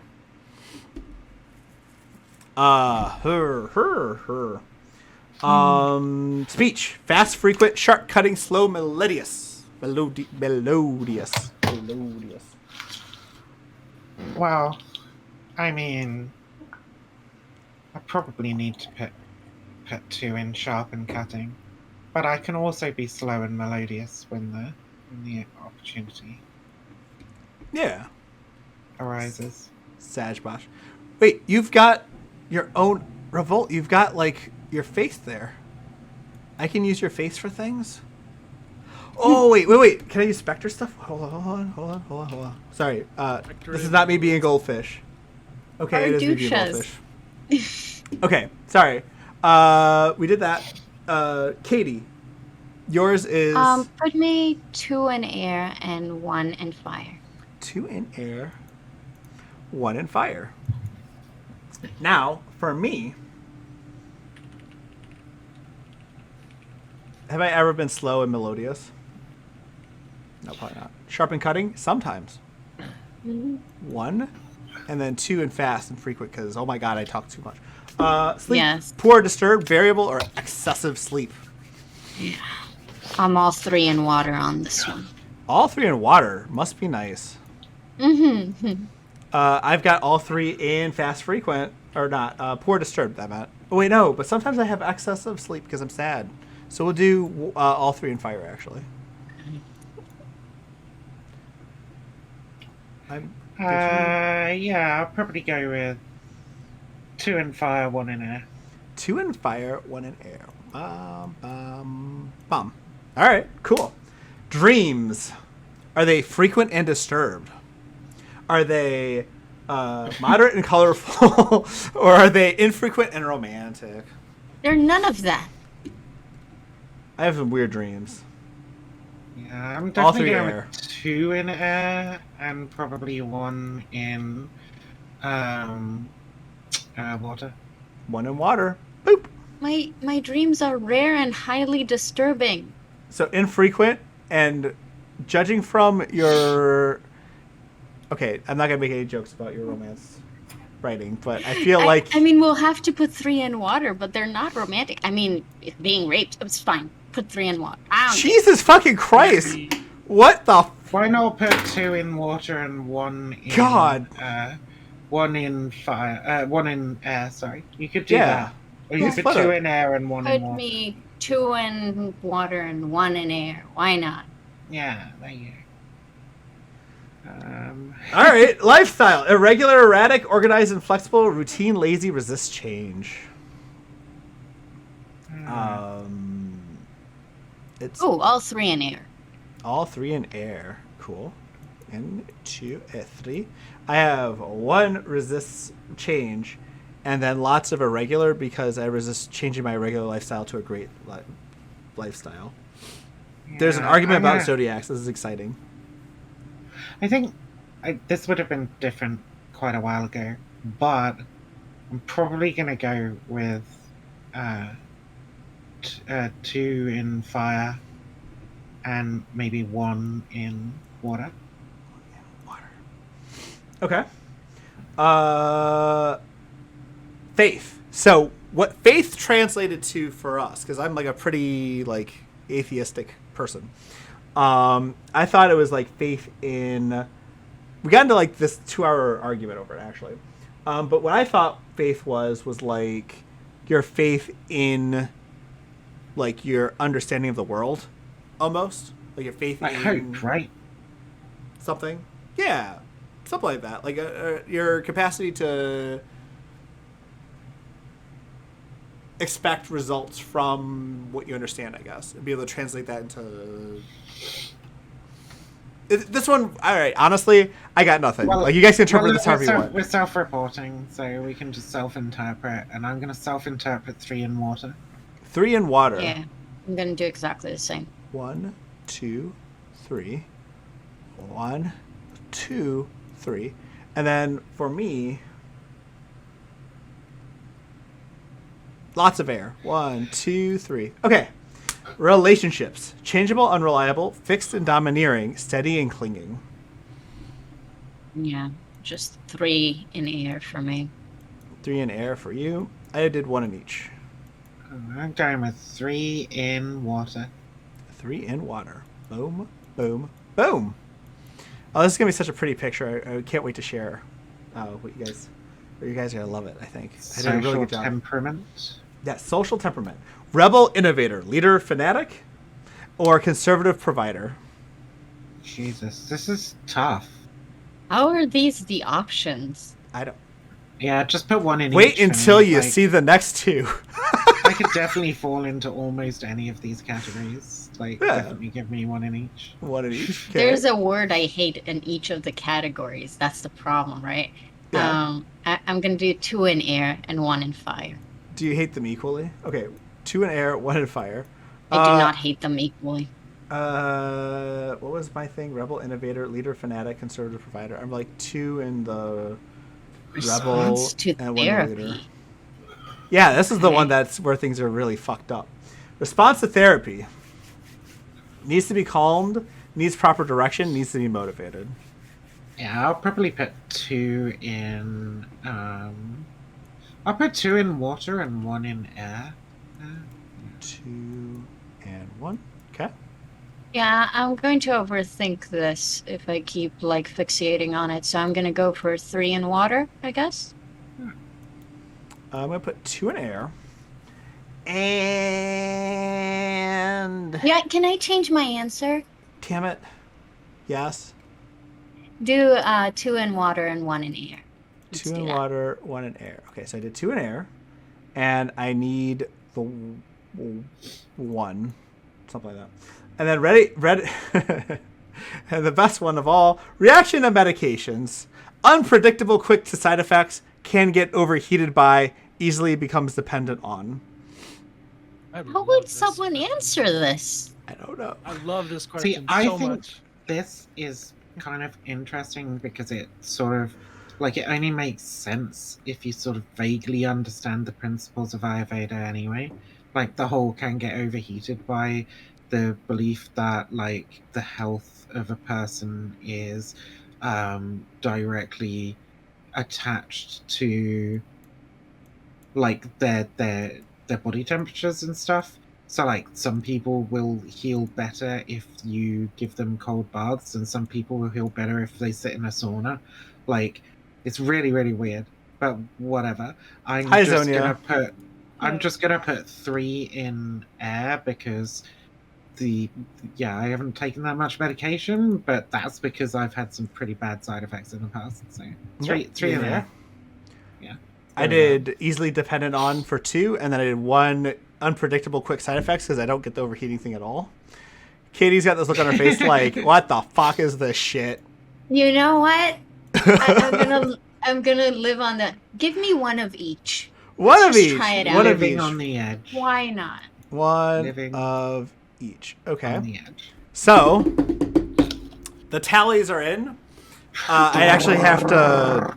So I didn't actually add anything up, and I did a really bad job of it. And I think we're going to do this exercise like once. I had more slots open, but I don't really want to do this more than once tonight. So we've got our 3.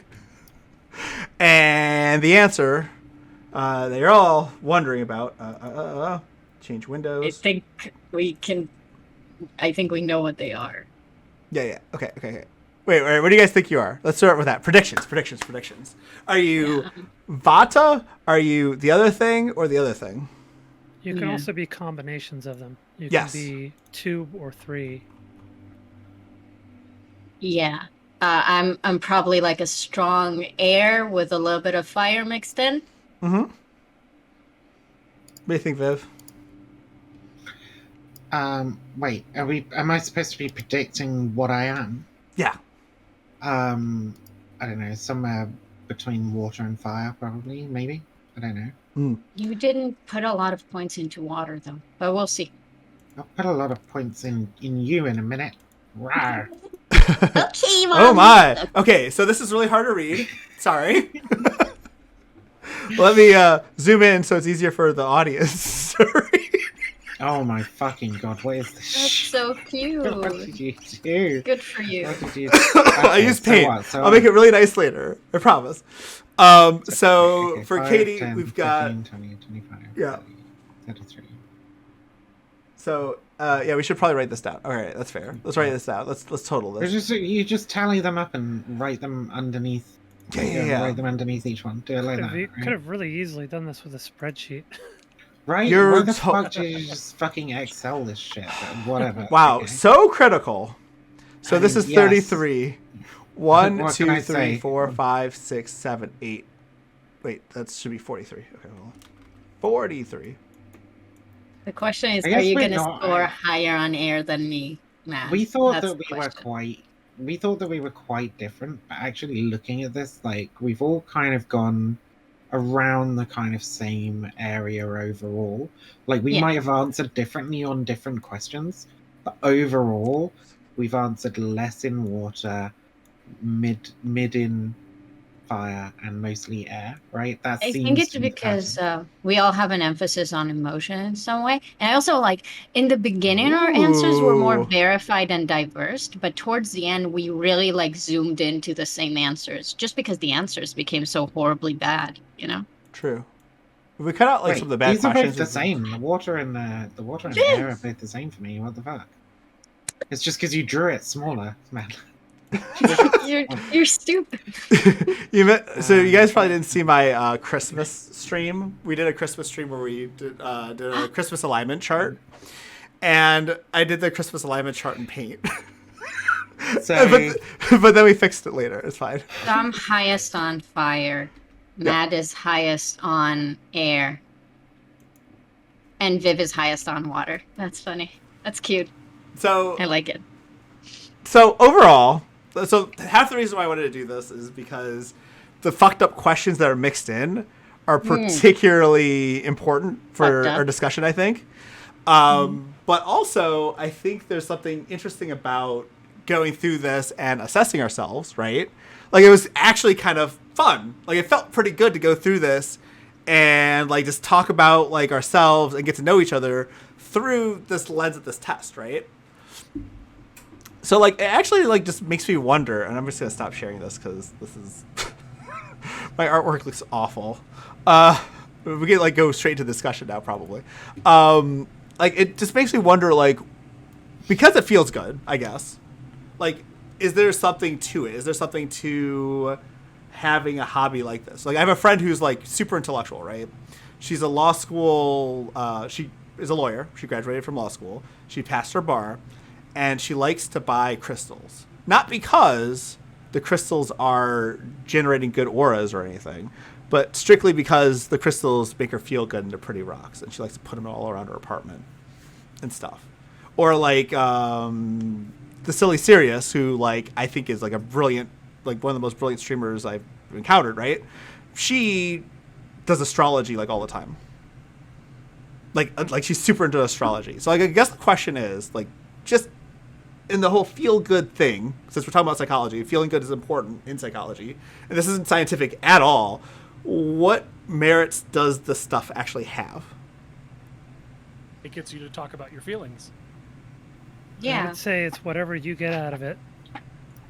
We answered this before the thing, right? We said you can extract your own value from this. And scientific merit, it has none. But if you get a kick out of it or if it makes you improve yourself in some way, go for it.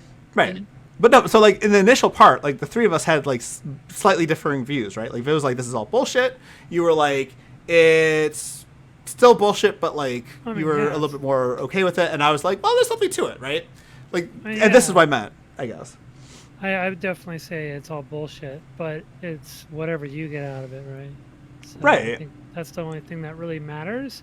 I think the problem comes when somebody starts trying to push it as an authority in as a replacement for more empirical means of treating mental illness, health issues in general, etc. I think that's when it becomes a problem. No. And so, like, if we look at the questionnaire, I should probably pull this up, actually, because we need this. I think there's other things we should definitely get into when it comes to, like, what the use and the effect of this and what its relationship to your total belief system is, and that's really significant, and that's where I'm going to be kind of a skeptical jerk on stuff like this. Well, yeah, let's. We should probably get into it, and then I do want to talk about, like, my personal experience with the Dr. K stuff too, because, like, I spent a lot more time on this than I was expecting to. Like, so originally when I first heard of Dr. K, My friend was like, talking about Dr. K stuff like a lot. And I was extremely skeptical, and I thought, for the most part, that I don't really care about, especially like the alternative medicine-y aspects of the psychology. I was like, kind of found it more annoying than not. But as I watched the videos, as I like, explore this universe, there's like something interesting about it, which was like we talked about this a little bit, like the Myers-Briggsy sort of thing that isn't real, but like it feels like there's something to it. Like for me, it doesn't feel. It's just not real. Just because they're writing it in fancy language doesn't make it true. That's true. I know. But like for me, it was about balancing the person, like all the traits, which is like my unique way of doing it, right? Like I took all the things. I'm like, I can be an E and I can be an N and whatever the hell it is. I could be both letters, and trying to be both letters was like sort of like a path to like enlightenment. Yeah, Buddha stuff. Your super being. But like, so that was like what I was shooting for. But like, so I could see this sort of fitting into that sort of like thing where like, okay, I want to try to balance my air, my water, and I think they actively like try to teach people to do that, right? So like I can see. Show your results again, because you have familiarity with this. So I do. let's bring in that aspect of bias. So, do all three of you have familiarity with Ayurveda and the doshas? I do. No. Fuck no. Okay. I memed on And it. You did meme on it. I because had to learn a little bit about it to meme on it. because Kaylee has the most extreme answers. And, Katie? Right. Well, you're 43 versus 30 versus 19. It's the largest spread. My name is Katie. Oh, sorry, Katie. I put a T there to help. My glasses are great. It's good. And- Yeah, it's actually, I guess the only bias in my thing that could have come up with is that at the top it says water, fire, air. But it's kind of annoying because I'm actually biased to try to answer things that are fire related because I really want to be fire, but I'm not. I'm fucking air on every fucking stupid test, right? I feel like you know that song of like, I Love the Way You Lie with like Rihanna and Eminem. So when I that's a good song. was 16 and I was breaking up with my boyfriend at the time, there's like this verse and it's like, this what happens when a tornado meets a volcano. And it's like, I wanted to be the volcano, but I was not. And it was very upsetting to me. Tornadoes are boring. Volcanoes are cool. So, that's just what I wanted to say. I like the breakup. It was like the Jay-Z fell in love in an awful place. Something. Anyway, Is that Jay-Z though? No, it wasn't. I just think of Jay-Z every time I think of that song because of New York. It's not the right. It's fine. All right. So looking at Katie's results, more air, some fire, some water, and like I have a bias with my results a little bit. Like I wanted to be as even as possible, right? So like I think when I was like really trying to infer things, if I had more time, I would probably make more water happen. Like I would like. Oh, go ahead. But Viv is I the like most whoever is balanced. talking. The little furry person back there who's I don't talking. know if I'm particularly Yeah. balanced. My kitty. Children talking? Just cat. them out. There are Cat. cute cats talking. Yeah. And cats. so Cute. Viv, you were the Is most there a balanced difference of between everybody. Cats and children? No. Sure. No, I mean, Yeah.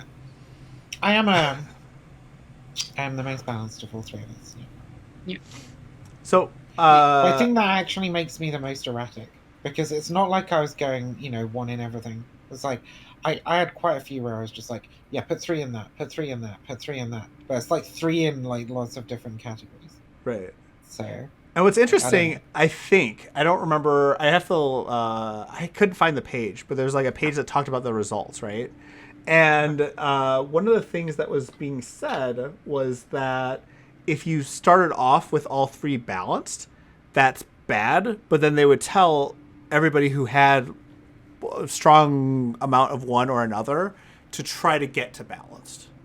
But which I you thought was, see, this like, is kind of like, I know it's confusing and weirdly bullshitty. pedantic, but Yeah. like at the beginning, everyone were like, oh, this is my answer, this is my answer. And towards like the end of the first page, the options given to pick from were just like, they were stupid. Like there were questions where I had to make up an answer because they didn't do anything anymore. So it's Right. kind of like I don't want to repeat this point, but this test is dumb.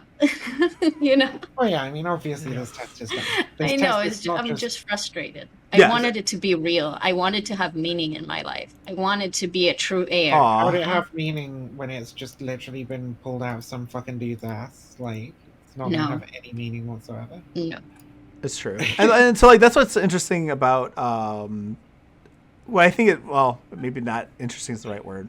But it's fine. Like, if we adhere to these principles, like, then, you know, at least according to the Ayurvedic school of medicine, um, we should be able to, like, they have hospitals.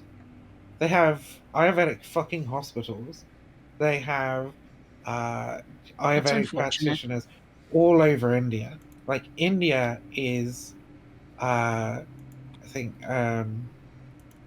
like, it's a significant portion of the country that uses Ayurvedic medicine, um, either in combination with traditional with like, you know, scientifically backed whatever fucking medicine, or just on its own, right? And when I say a significant portion, I mean, I'm thinking it's like the vast majority. It's like 70, 80 something percent, I think. It's been a while since I looked into this Gotcha. stuff, but Do you like, think that adds validity to it?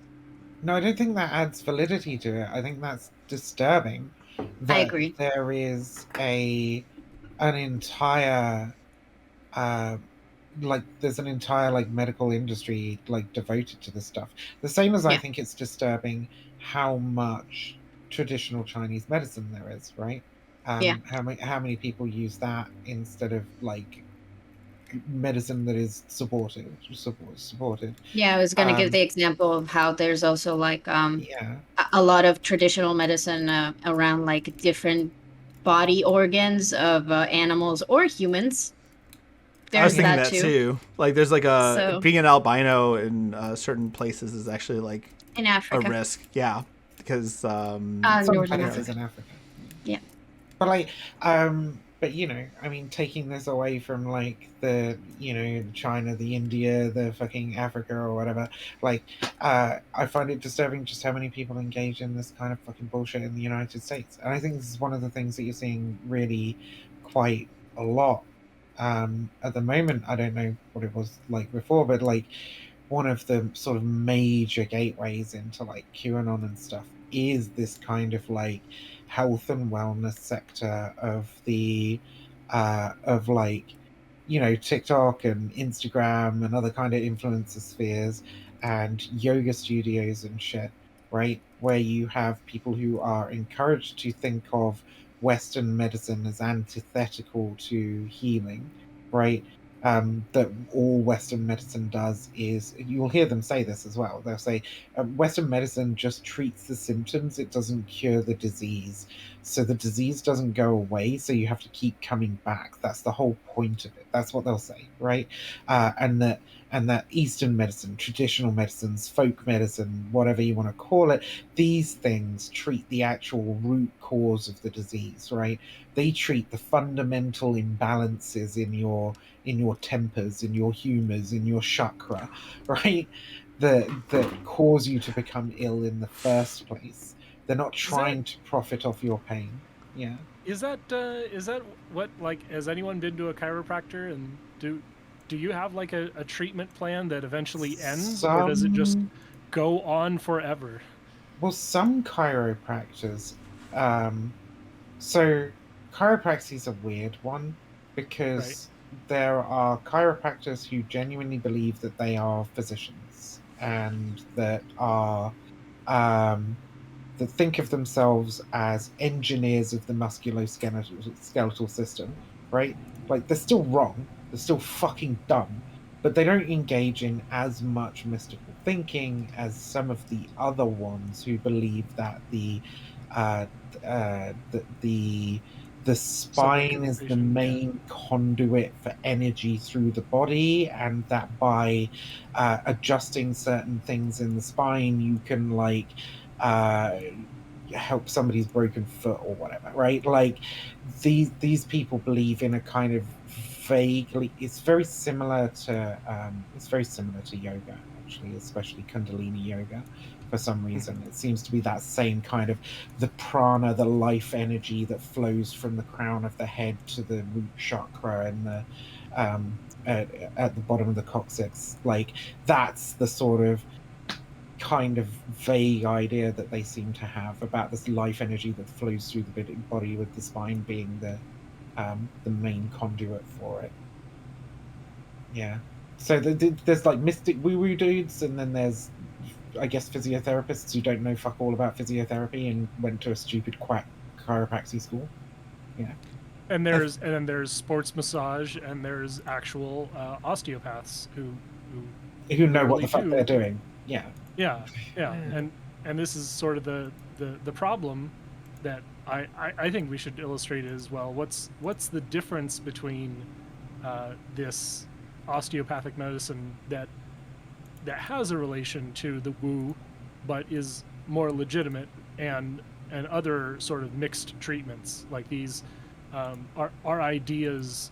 Someone the other day brought up our idea for antiseptic and for sterilizing surgical instruments was based on what was superstitious, but an actual identifiable third effect. It was the stench of surgery was actually the smell coming up off of the bacteria.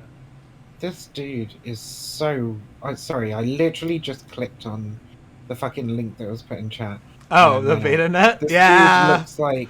The dude running this looks like every other super white guru. Like, he comes from, like... He looks like he definitely comes from Florida or something. Florida or California or something. And that he's very, he's fairly well off nowadays and got into this shit during the hippie years, right?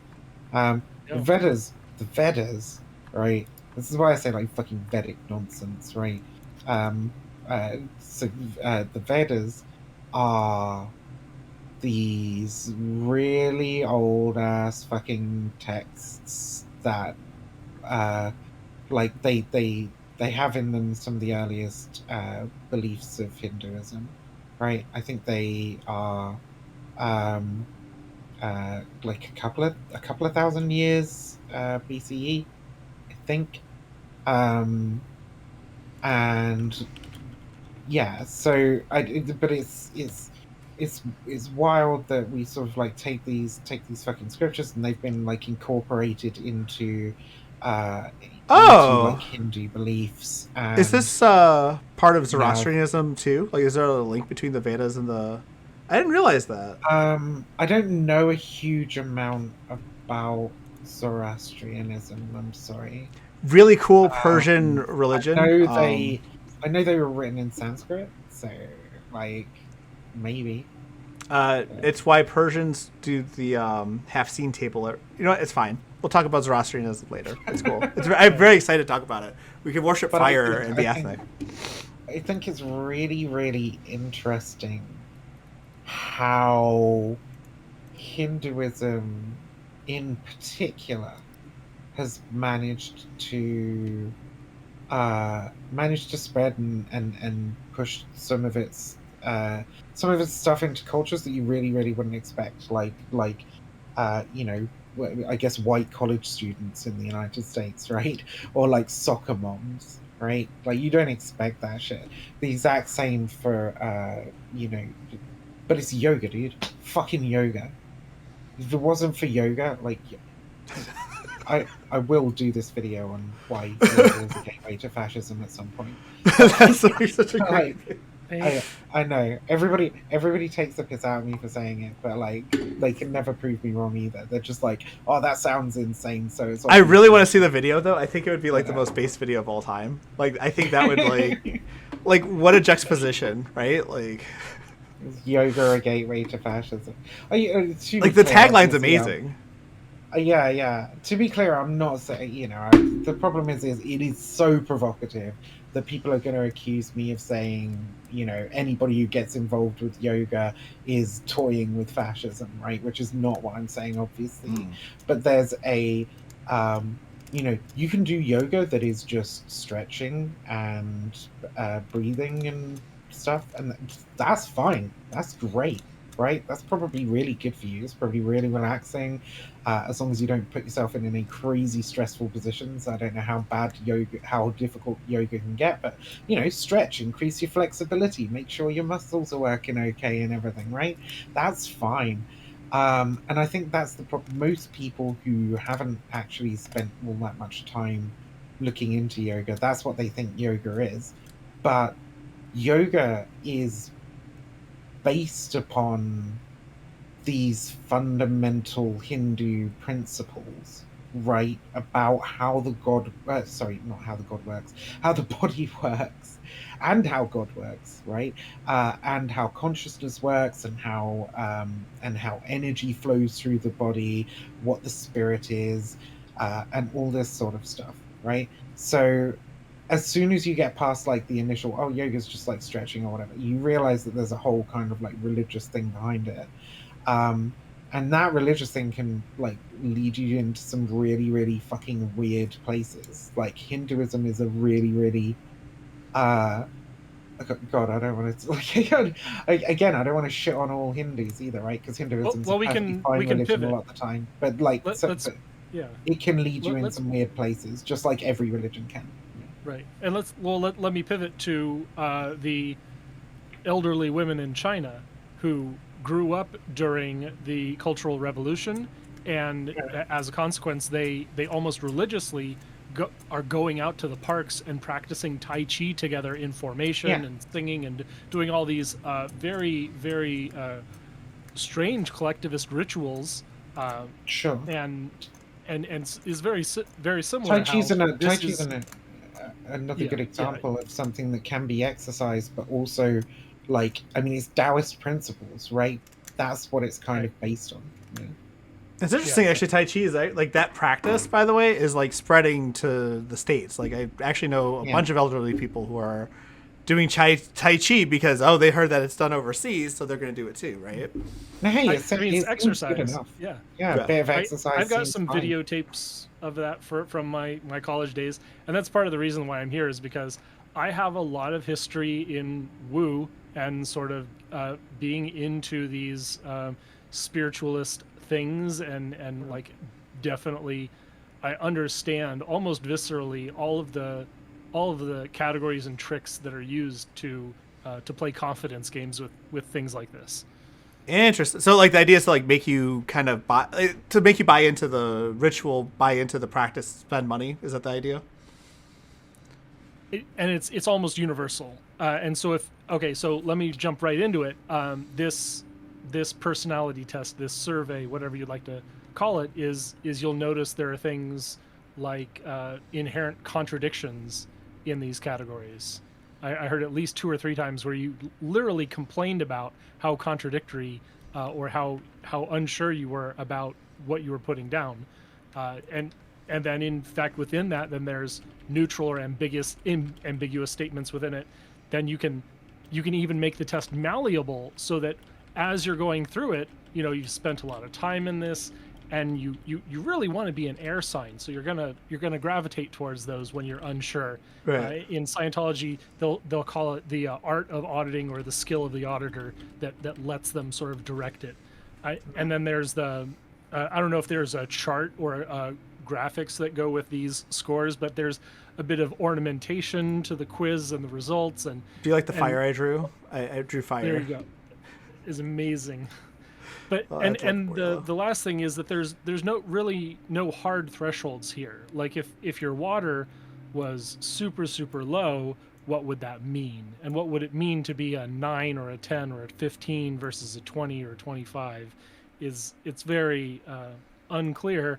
But also you could be brought into sort of a confidence game purely based on your participation in a test like this. And this is where we see things like the Scientology personality test and other crazy ideas like that. I'm definitely a suppressive personality. So if you're they a lot of like me at all. So if you're a lot of Vata, does that mean your Thetan levels are too high, or would you say that it like translates? No, I actually wonder how these like The translate good or the though. bad. Yeah. But thetans Well- are bad, right? Like you want to have low thetan levels. Yeah, in yeah, Scientology, because they're right? like the spirits of the right. spirits of dead aliens or some shit that like clog up your system. I Well, don't know. They give maybe you all the bad Carl probably feelings. knows it more. Yeah, yeah. That makes Yeah. sense. Yeah, so It is dead aliens, right? It's like the aliens of the planets That died in the like, Xenu volcano. conquered or some shit. they died in a volcano, which actually ties into Katie's point about volcanoes meaning a tornado earlier. Oh. Yeah. So the idea is that there's you and your past lives and your personal history, and then there's the people who are kind of hitchhiking along the way with you. And so it's not just your soul. It is your soul, but it's also the leeches, these psychic leeches that are like along for the ride. And clearing that and becoming a clear is sort of the first step, like a $250,000 investment is the first step to the higher orders of Scientology, basically. Wow, becoming a clear. That's such a fantastic, like, I want to become a clear. Like the second I heard the word clear, I'm like, yeah, that's a great little title. I want to be a clear. That sounds great. Yeah. Wow, And they then really you get can to be you. operating thetan. You wanna go Once you're clear? clear, you can start your spiritual training. You can learn spiritual jujitsu. You can be like JoJo in his great adventure and have extra human powers. You can be like Neo in the Matrix. That's what they show you, right? The I can do kung fu thing. They showed Yeah. They do that. they showed people that video where they're like, "Look, this is what you can be." Like it was weird. Wow, that's weird. That is weird.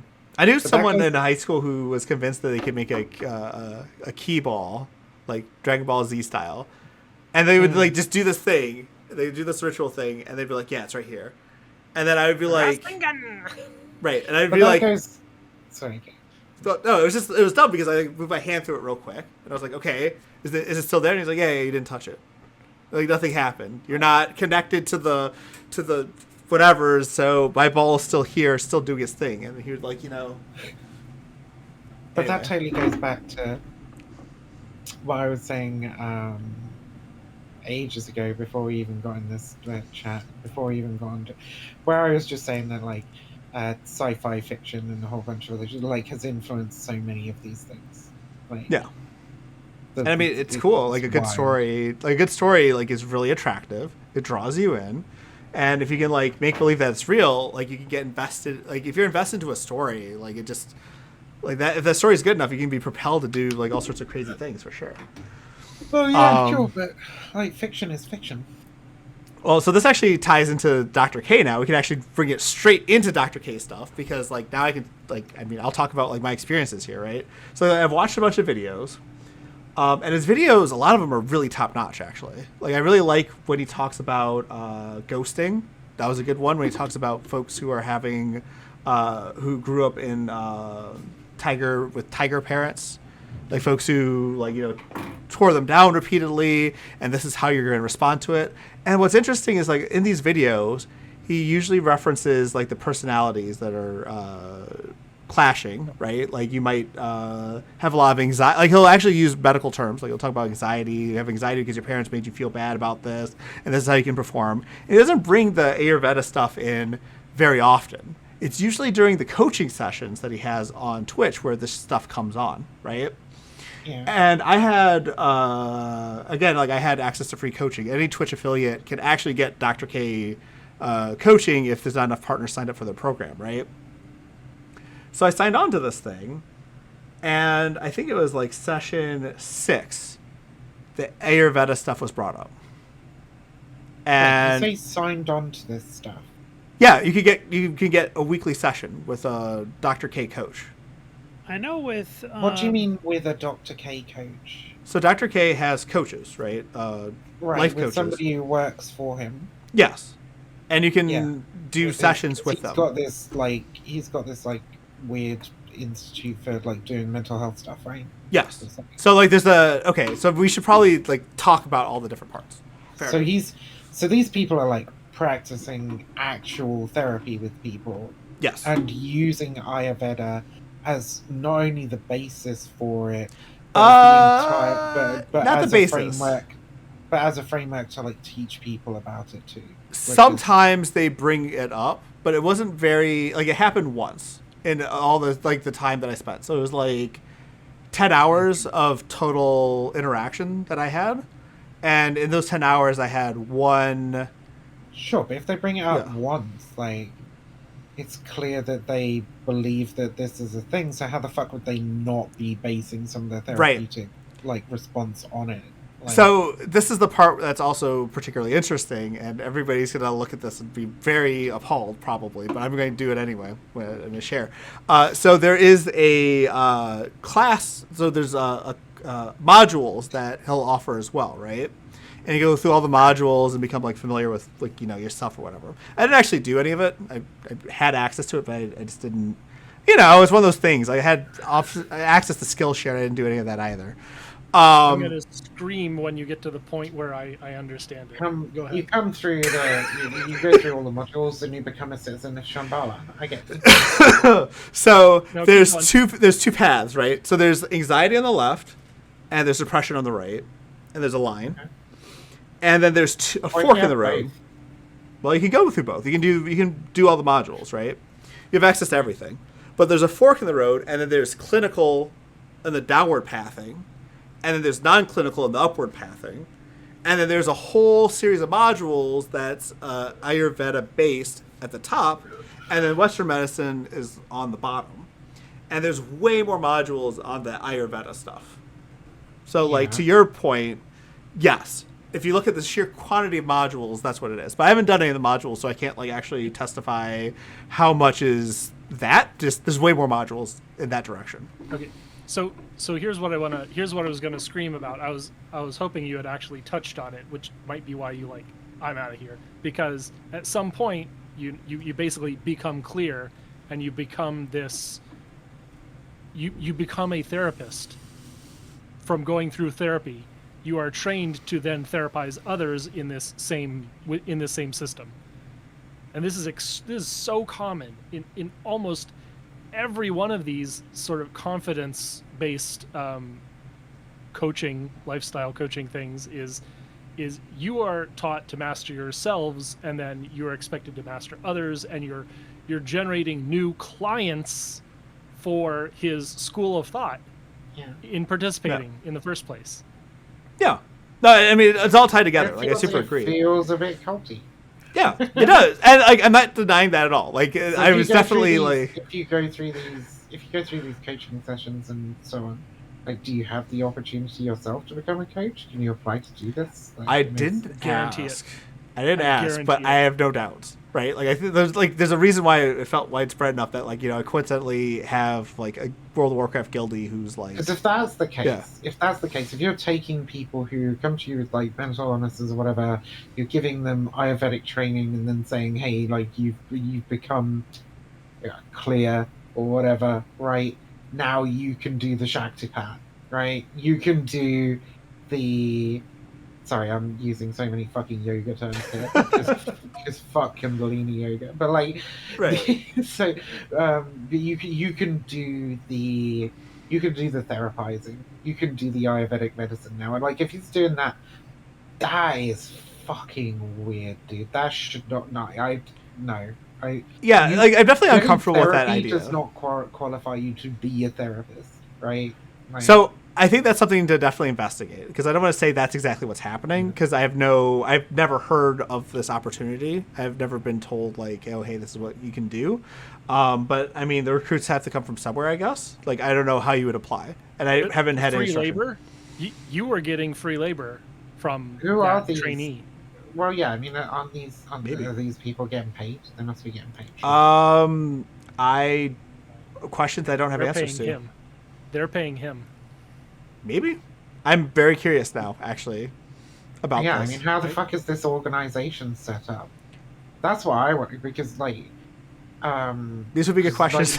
So we could, we're actually. Well, let's look this up. Even deeper questions, because maybe it's nothing, maybe it's fine, right? Maybe it's just an organization. These people are paid well. Everybody kind of comes to it because they believe in the Ayurvedic medicine anyway. Yeah. But if it if it functions in another way, it's that's a whole level of unethical practice that worries me, that it's not just sort of exploiting mentally ill people on stream, giving them shit pseudoscientific advice. Like, we're talking about actually the construction of like a cultic group here. Like that would be disturbing. So I'd like to know about like what the structure of this organization is. So If- I just looked it up real If quick. let me Okay. let me do one more prediction. If the coaches supplement their income with products, then I'm like, I will be like, if it's some I'll be pyramid MLM shit. yeah, I'll be batting 1,000, because then it is they're paying for the coursework, which teaches them to be a therapist, and the more successful they are at moving product, the more quickly they move through the system. It is I mean, extremely common some structure. MLM. Yeah, that's some MLM shit. That's some fucking Yeah. yeah. So there's a whole bunch of like MLM cults that function in the same way. I don't know what kind of products they could be selling. I guess like Ayurveda, has. They do No, they're have selling these the- like concoctions and solutions that they use. Well, they're but I selling don't- the coaching, right? And then they're selling the information that's already on a website, right? Yeah, So like that's like a healthy chunk that could make some money for sure. sure. I'm I looking mean, are the at individuals selling this, or is it? That's just what well, the organization is selling on the website. That's different. Right? that's what's No, really man. interesting to me is that I mean, so I haven't reached like the end, right? Like I'm supposed to have like 2 more sessions at some point or whatever. So I'm not sure what happens at the end of this thing. Like I have no idea. And before we get into like how good or how cult like this actually is, I will say that overall the just talking thing was actually like pretty cool. Like I would say that like I gained not I don't want to say I gained understanding, but like maybe I did. Like there were like points where I would like describe some scenario that I was encountering or some experience I had, and they would ask a question that was like super interesting and like gave me an opportunity to explore my thoughts on it. And me just talking about my thoughts on that topic was like incredibly constructive, and totally feels like therapy, even though it's coaching. I get that. Absolutely true, by the way. I mean, it basically just is therapy. I think so. I don't care. I don't care about this distinction between coaching and therapy. It's therapy.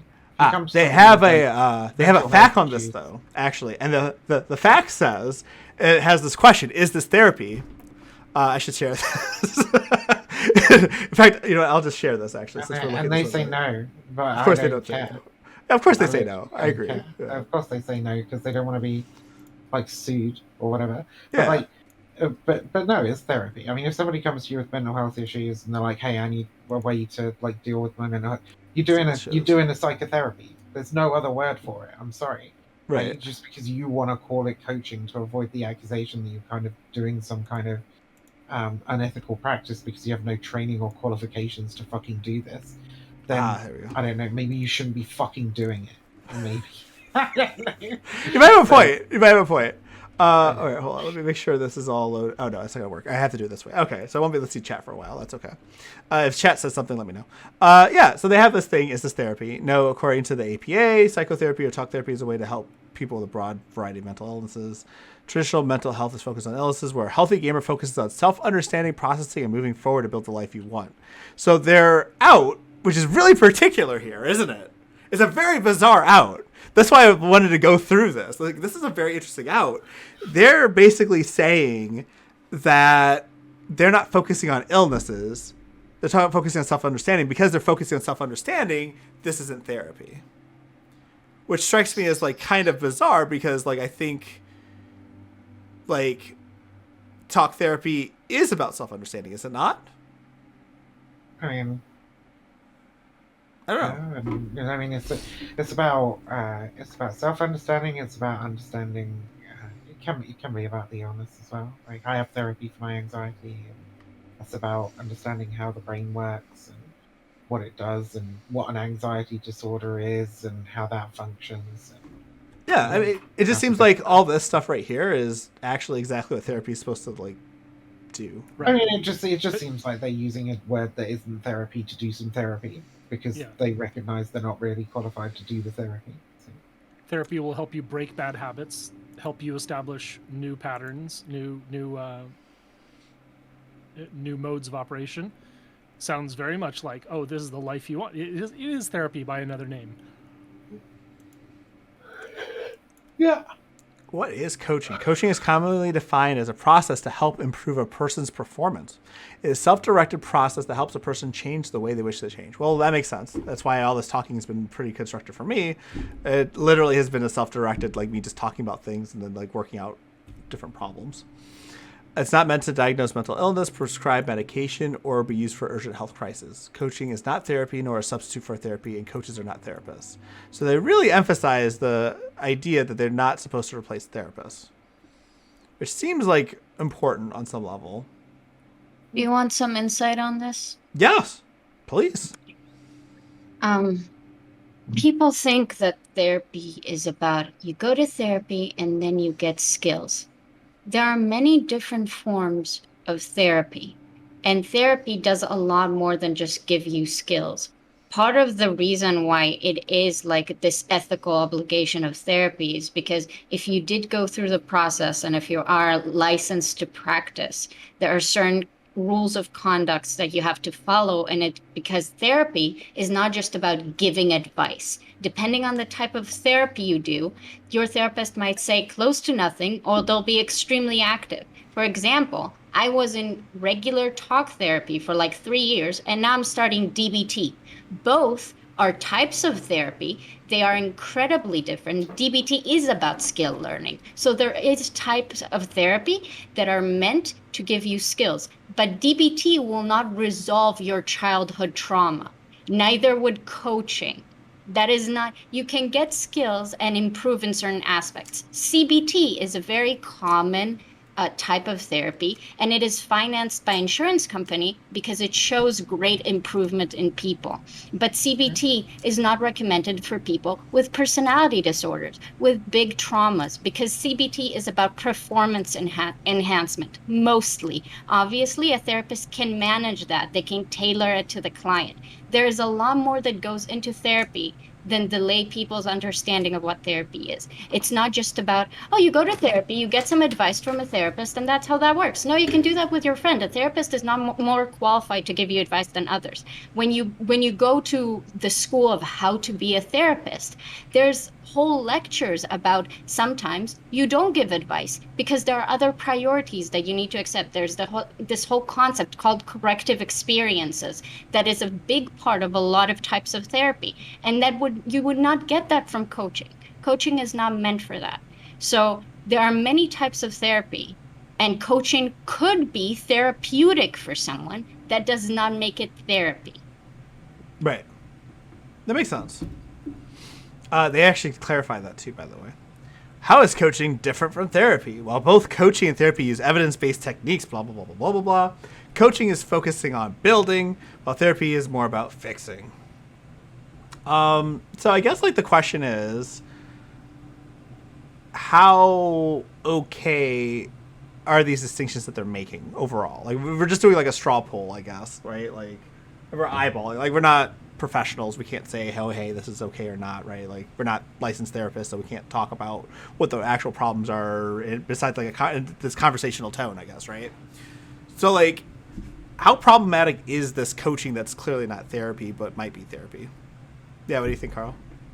I am going to go against the grain of everything I've said, and it is not as harmful as it could be if you go into it with your eyes open. Like if this is if you can't get an appointment with a therapist, if you can't get into a treatment program for minor, as Dr. K would say, subclinical conditions, you may improve through this, and you may develop skills through this, but you have to go in with your eyes open, advocating for your own best treatment, and that's like the number one thing. Like I will go to whatever chiropractor is available for issues that I'm having, But if I've gone through 4 or 5 sessions and I have no confidence in the treatments, I'm going to get a second opinion, like right away. I know that they're going to try to drag me out for the full 12 sessions. However, understand, everyone out there, you might not have the freaking limousine level health plan that I do for being in tech. I am essentially throwing out hundreds of dollars of insurance payments to this office, and I don't know for sure that it will fully cure me. And that's what I have to be honest about. Is Wait, it's you the with a best. chiropractor? Yeah, it's an easily available practice, but it might not be the best treatment. The treatment that actually It could produces. literally end up paralyzing you. What? Well, and okay, when it comes to chiropractic, yeah, you please do tell them, like, I don't need unnecessary adjustments, is one of the things to say, is you can tell them, yeah, don't adjust my neck, and they will listen to you. I mean, there's no. I'm sorry. I know you get this, and maybe it works for you, but there is no good reason to think that like chiropractic is even remotely effective in treating back pain beyond what a placebo could be, and there is, every reason to think that it is potentially dangerous, potentially seriously dangerous to the point where people have died, right? But like, so Wait, died? risks- Holy the shit! risks do not outweigh. Well, yeah, I mean, people have had their fucking necks broken, backs broken, all kinds of shit. Oh, chiropractors. shit. That's Yeah. fair. Okay. I mean, that's what happens when you fucking grab hold of somebody's head and like twist their neck. Like sometimes people's necks get. So I'll offer myself up for criticism here.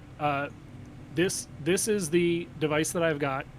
It is, it's slightly different than a rolled up towel, which is what they told me to start with. Let me blow this up so we can all see the device. Yeah. Okay. Interesting. And here's a side profile. I and can't see and it. here's the good and the bad about it. The good is that okay, so it's like a little neck pillow type thing with a bubble except on it? I've got a problem because I hit a pothole really hard on my bike, and I developed some numbness and some muscle pain and some very severe pain transitioning from sit to stand, and so I'll tell you the positive thing how was hard is that thing? This thing, I can squish it, but I can't crush it, so it will support my body weight. It's very firm. Huh. Yeah. Interesting. Okay, I'm seeing. All right. Yeah. Okay. I get. Yeah. Yeah. But I also looked this up on a skeptic's website, and so I understand all the criticisms of this practice, and so I understand the limitations of this practice. Go ahead. How is it used? How is that item used? Oh, in my condition, I put this directly above my belt line and lay on it for 20 minutes, and then ice my back in the place where my muscles are where there's something wrong with my back right now. Right. So this is something that is supposed to be what? Putting pressure on the area that is supposed to. Well, and dropping your butt down as well. So what it's doing effectively, my guess, most likely, is it's helping decompress a disc, is what I'm guessing it's doing. I guess that's probably by using your own by using gravity and the weight of your own lower body. The thing is, none of us in here are fucking back doctors. Okay, none of us in here are. No, I'm thinking it's more of a lucky guess. So I'm a chronic chronic pain sufferer from severe spine issues. I've had spine surgery. Chiropractors have never worked for me, and they were oftentimes made things worse, and I gave up on them a while ago. But sometimes chiropractors can be like a broken clock. You can be right a couple times a day, but it tends to be, from my experience and what I've observed, as well as the research I've done, tends to be luck. Well, sure, but so I mean, this is what I'm saying, right? So none of us in here are fucking back doctors, okay? Yeah. Like, we can guess vaguely as to what could potentially be the effectiveness of the item that Carl's holding, right? But I think that what is reasonable to say is that if it's prescribed by a chiropractor, there is no reason to think that it is going to be effective, right? There's no reason to place your faith in it being effective. However, especially if no and visuals have been done. and if you are given the option between a treatment offered by a chiropractor and a treatment offered by a physical therapist or an osteopath, like, you should choose the treatment like being offered by the But person with the actual and I fucking agree with medical you, but that's training. not the comparison, right? So- None of the people that will go to this program, like that Madland did, they're not going to therapy. People are What? they don't go to therapy, you know? Absolutely true. Saying, I am a look, case study for that. It's true. I am not I'm not saying that I religion wasn't making can that help. an analogy to anything, Oh, okay. Katie. I was literally Okay. just speaking to Carl's position because, like, Yeah. Carl started talking about going to see a chiropractor, and I was basically just like, "Don't do that, dude. The benefits, like, are basically fair. I minimal, mean- and the risks are genuinely, pretty That's fair. scary." Yeah. In the I end. was addressing, I think, the general topic. but Yeah, I think apologize. no, that's I fine. kinda Actually, wanna going talk back to the to- topic is I kinda interesting. I don't know. Yeah. I kind of want to talk to Carl now. So, 'cause I've been through all this shit before. Yeah. Dude, so have you done any imaging? Because it kind of. Yes. Do you have like an L4, L5, or L5S1 disc compression? or L5S1. something? L5S1 disc compression. Interesting. So, did you do imaging on it? Yes. And did you get any kind of recommendations from from a medical doctor on that, or did they just tell you? Like, I know sometimes medical doctors will tell people to go to chiropractors. Yeah, which is garbage. I'm actively searching for a second opinion at this point.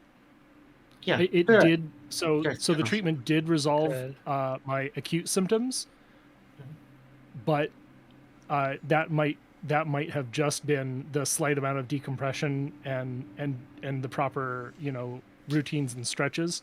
You just It- want it to might make sure have- you're not. You just want to make sure you're not doing yourself further damage, right? Because, like, I Right. don't know, like, I Or could prolonging an issue that's doing further damage over time, because you can either do you can either actively do further damage, or just by not addressing it in the right way and allowing it to progress over time, it's doing more damage.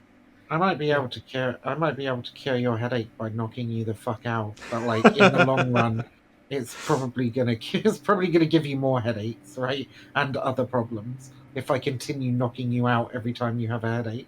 So, like, you just gotta be, yeah, I don't know. I just don't trust your health to quacks. Don't fucking do it. It's this, yeah. There is So- unfortunately a little bit of a growing trend here in the U.S. at least. I'm not sure about other places, but for actual medical doctors, physicians to recommend chiropractic care. I know, and they're fucking wrong. And Yeah. that's bad. It- And it they need is, to it not is do bad. that. And they need to refer We you need- to a specialist, to a musculoskeletal specialist, or a Orthopedic. physiotherapist, right? You know, this actually reminds Yeah, me of the conflict between like workout coaches, like exercise. I forgot what the technical term. Is it just? Who is it? Personal trainer. Personal trainer. Wow, that was hard. It reminds me of, like, the difference between a personal trainer and, like, a doctor as well, right? Yeah. Because like And personal trainers can come from all fucking walks and all kinds of different ideologies and ideas about what is and what isn't good for the body, and you should always seek advice from a nutritionist before going on a diet prescribed to you by a personal trainer. Yeah. In my opinion. It was interesting. My brother's been hanging out with a guy who's been, like, adjusting his posture.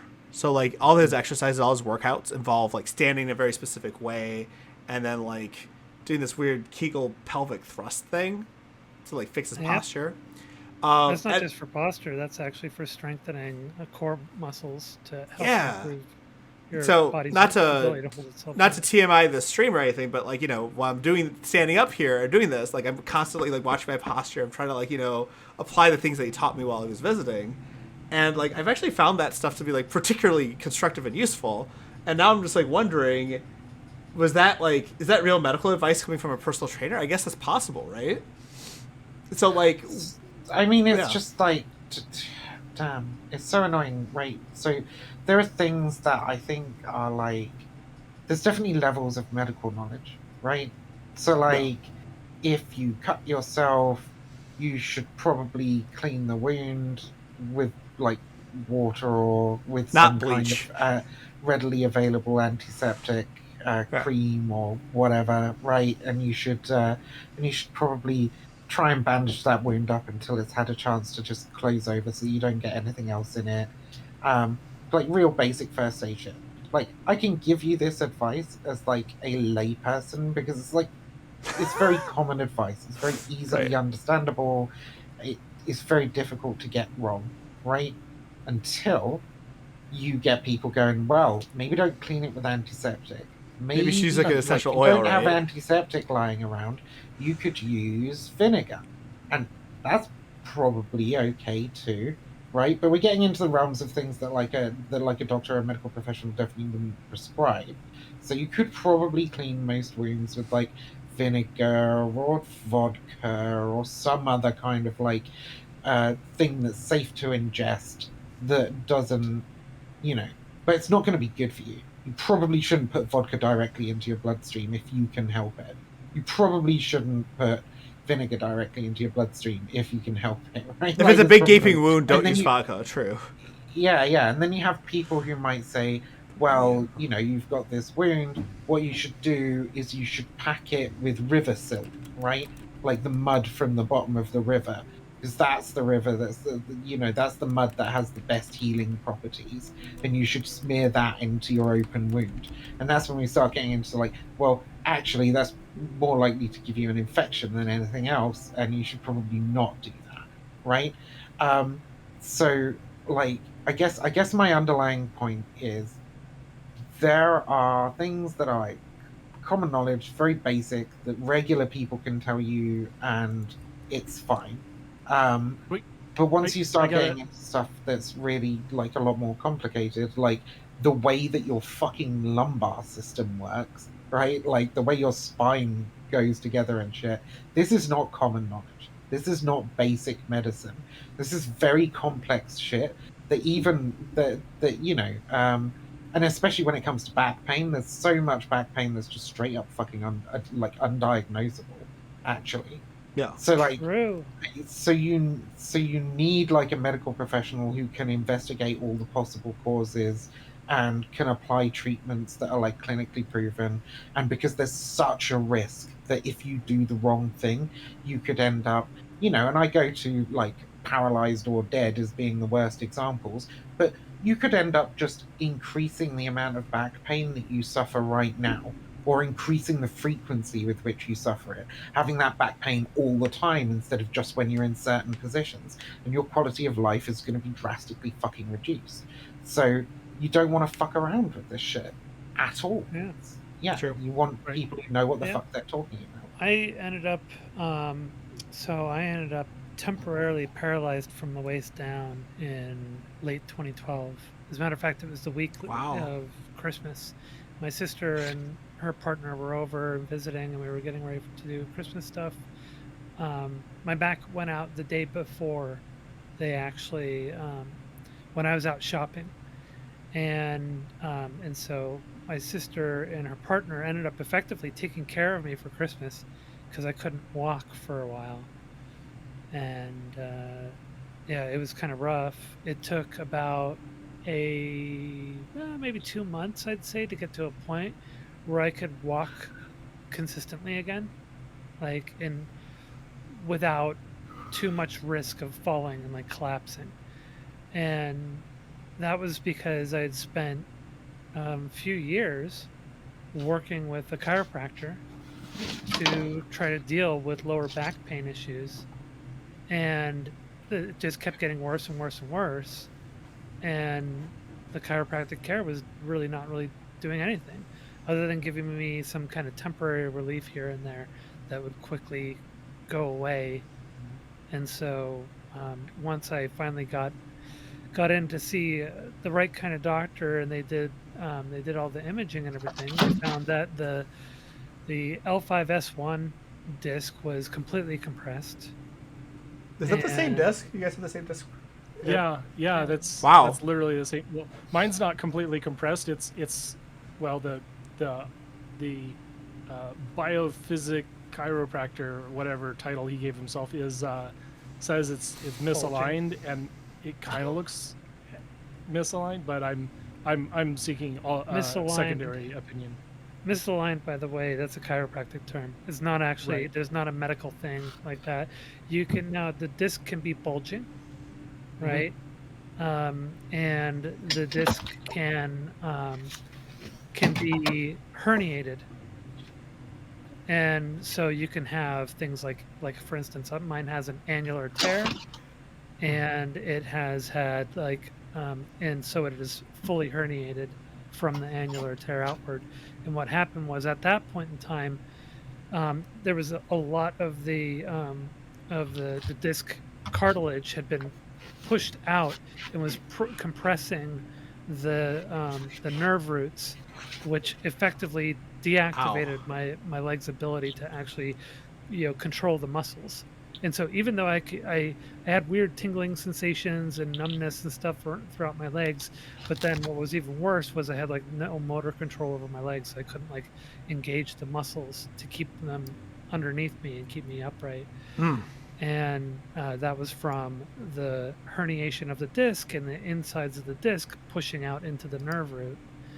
Now, that's something that could have been prevented had I had it checked out by an orthopedic doctor and had them do the imaging, and they could have seen, oh yeah, you've got a slight bulge going on here, so we're gonna get you into physiotherapy, and these are the kinds of things you're gonna need to work on, etc., etc. They could have done that, but that didn't happen, and instead I was being seen by this chiropractor who didn't do any imaging at all and had these theories and was basically guessing and was trying to do this, these treatments. Can we call it hypotheses, by the way? Can we call it hypotheses instead of theories, since theories are proven and hypotheses? Sorry, I'm being retentive. Thank you, science. Well, science words. They were guessing. Yeah. And they were guessing incorrectly. And a lot of the treatments that they were having me do were actually making it worse. So when I started talking to the physical therapist about the exercises that I've been taught from my chiropractor, you're like, oh yeah, no, you don't want to do that with this kind of an injury, with this where it's bulging. For instance, because some of the things they had me doing was they actually had me bending forward. The annular tear was an anterior annular tear on the left side. So what happens is when you bend forward, it puts more pressure on that, and that eventually caused the tear. Was me bending forward is what caused it. And so I had a lot to learn from that, and it turned out that all the exercises that the chiropractor had me doing was actually making things worse. So the whole thing probably could have been prevented,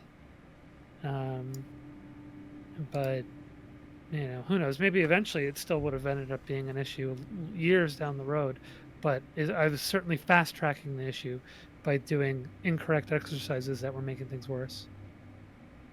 Interesting. Wow. Yeah. So this is everything you need to if there's any chance of any sports massage chiropractor helping, there's also risks. Be ready to have your condition made worse if you pick badly, and even if you pick correctly, as Zonia says, it probably won't be enough. Wow. Yeah, I've learned a lot here. Also, okay, hold on. Oh, I've missed a lot of chat. Hi, Boxer Raisins. Good to see ya. Vodka straight to the blood sounds like a decent time. What the fuck? What the fuck is this? Okay, what's cyanoacrylite? Is that an epoxy for your wounds? That's super glue. Sounds like something, yeah. No, I do 40K. That's super glue. No, it's super glue. Cyanoacrylate is super glue. So you spray the parts with the primer, it makes the bond 200% stronger. Allows. Wow. Okay. So we can super glue our wounds closed, apparently. Is that? Yeah, that's what they do. They do, actually. Holy shit. These days, you only get stitches for areas that get strained a lot, but usually they super glue when you got a fine cut that's bleeding a lot that you can't get Yeah. to close, I'll super glue it shut. And I've actually cut myself working in the shop a lot, and I've super glued myself a lot just to quickly patch things up. Wow. Okay, I've learned a lot. Interesting. So back to okay, we got so the chiropractor discussion was actually really interesting. I want to keep going with this, but I also wanted to get the Dr. K stuff going too, because like I think that's like the. But I mean, we could definitely. I don't know. We could do both. Like I don't know which way to go with this. This is the. Is this helping someone like, or would they off themselves in Roblox because of? Yeah, that's not what getting we're the getting treatment? at. And like, yeah, okay. So let me just calm my Vata and focus on my Kapha or whatever. Yeah, no. So I think like, okay. So let's look at what the values that Dr. K is suggesting we're gonna get out of this, right? Or what we gain. By the way, just before we get into the next topic, I had a recommendation. Ooh. So Okay. everybody calls you Mad Laden. And I was Yes. thinking your Discord should be Mad Laden's Castle or something like that. Ooh. Mad Aladdin's castle. Wait, did Aladdin have a castle? Is that how that works? Well, it's technically a what would be the name of it? But A palace, palace. There we go. Yeah, or maybe a cave of Aladdin's castle. Mad Aladdin's Cave of Wonders. something. Yeah, you could do. Yeah. Something Yes, you're right. We'll do this now. So the stream I did 2 weeks ago ended up in a Discord server being deleted, and tonight's stream is going to result in a Discord server being renamed. I approve of this. This is a better. Yeah, let's just now. Okay, maybe not. Okay, hold on. Let me make sure that people can see the chat. Okay, great. I did the thing. How do I do this? Is it server settings? Badlands Cave of Wonders. That's gonna be interesting. I can't see how that could be possibly misunderstood. I regret to inform you, by the way, that Yes. like the Dr. K discourse, I think, has been successfully fucking murdered in its cradle. I think the new discourse that has dropped will take over everything for the one? next couple of days, and Uh-oh. is utterly fucking disgusting. And I hate this space so much. Which discourse Uh-oh. are you talking about now? Oh, the is rape discourse. Is that?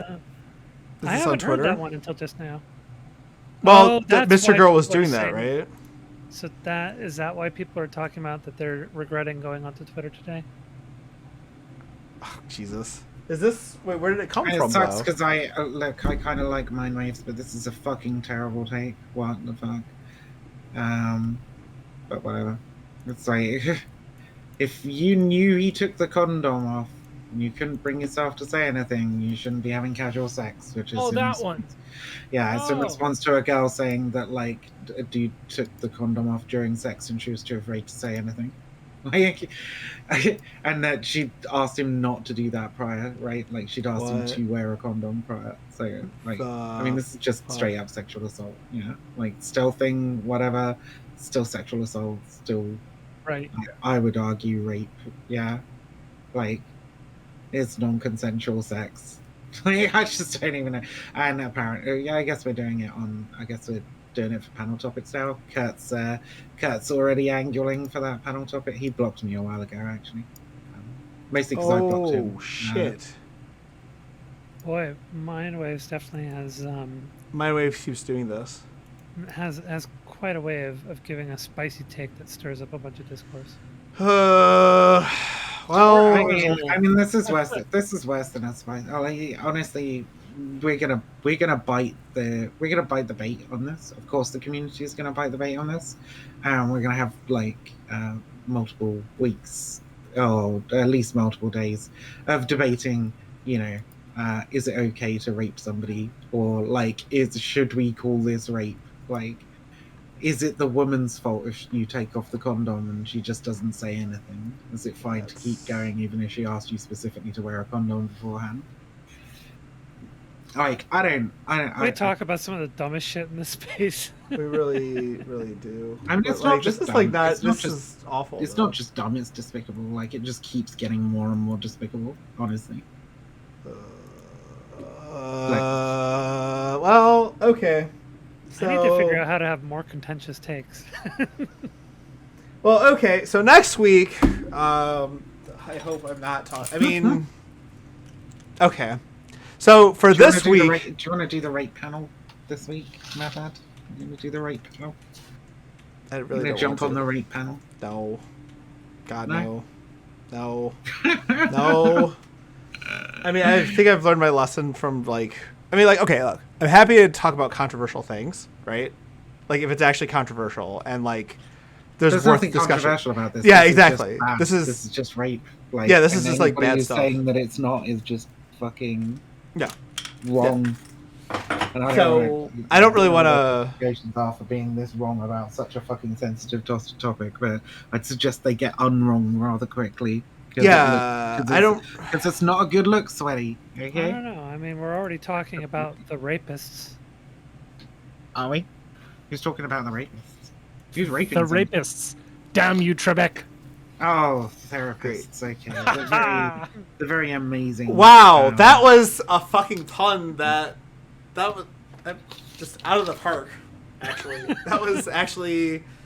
It was a recycled pun from the 80s or 90s. Imagine that pun actually having practical use, though. I did not expect this, and here we are. Here we are. Here we are. So, I'm going to use that as a segue to talk about this. Therapists or therapists? The therapists. And then we'll do that other one later, I guess. Maybe I will be right back. I need to get myself some water, and I'm gonna light some incense. So I need to find an incense stick. All right, sounds good. I've got loads. I know exactly where they are, but yeah, I'll be right back.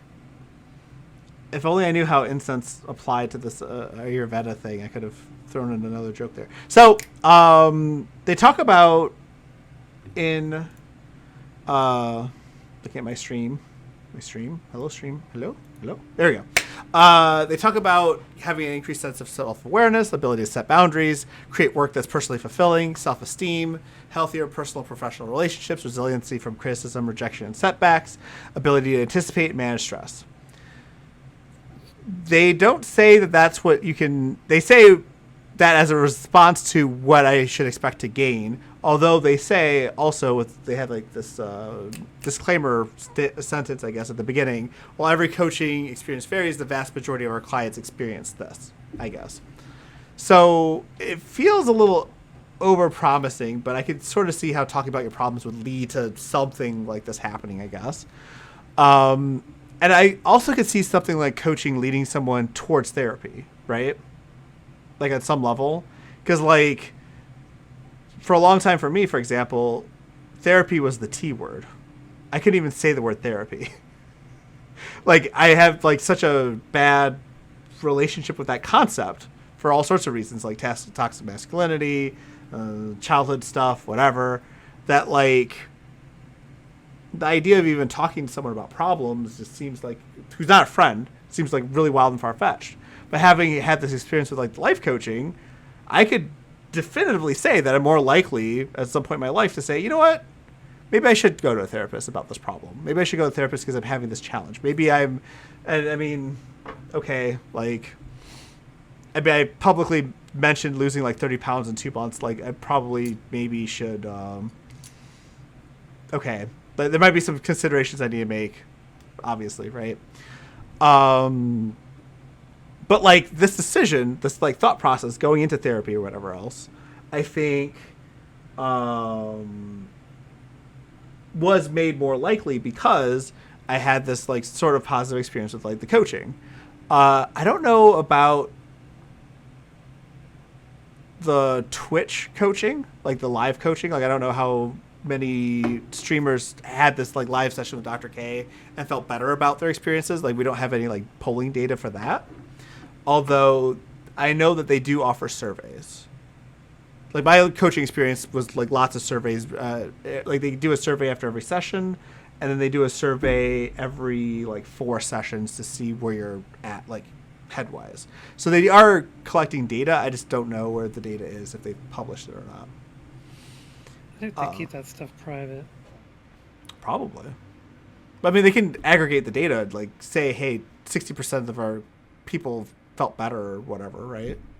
Yeah, maybe they got that on the site somewhere. I haven't seen it. I've seen the testimonials, but that's about it. Yeah, and testimonials are. Wait, is this the same link? Might be the same link. Yeah.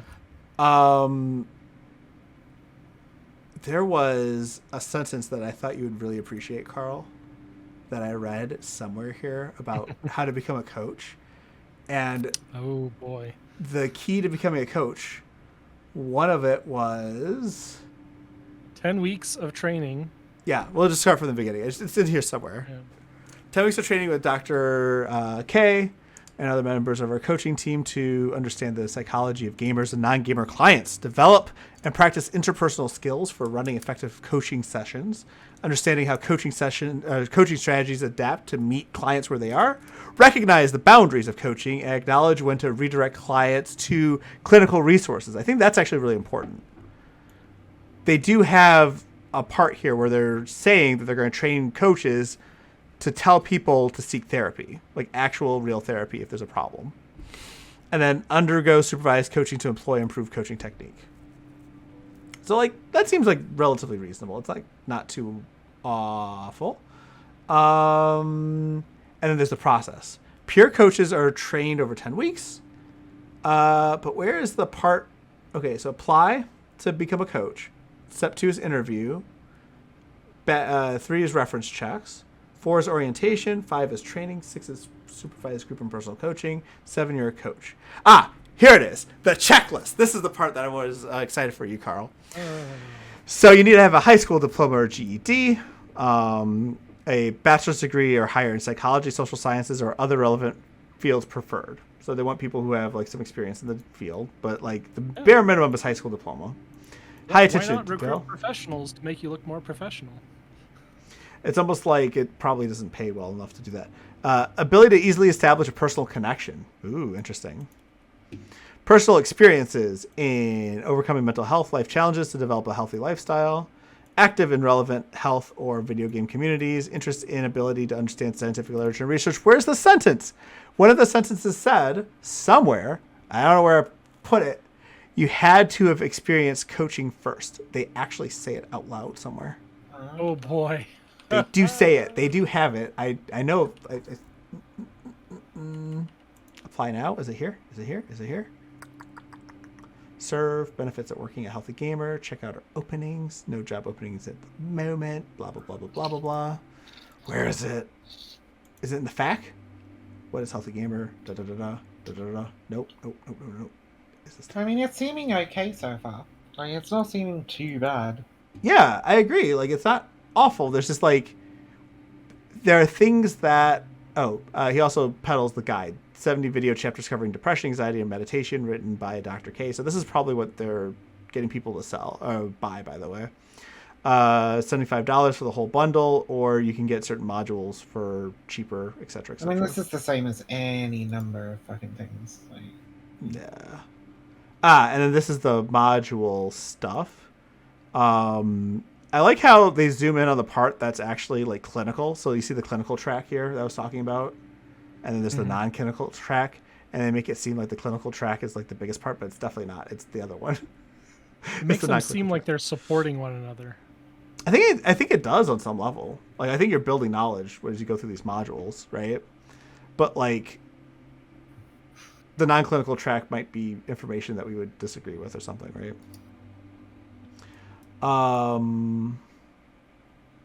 But this is what I want. I want the part where they say,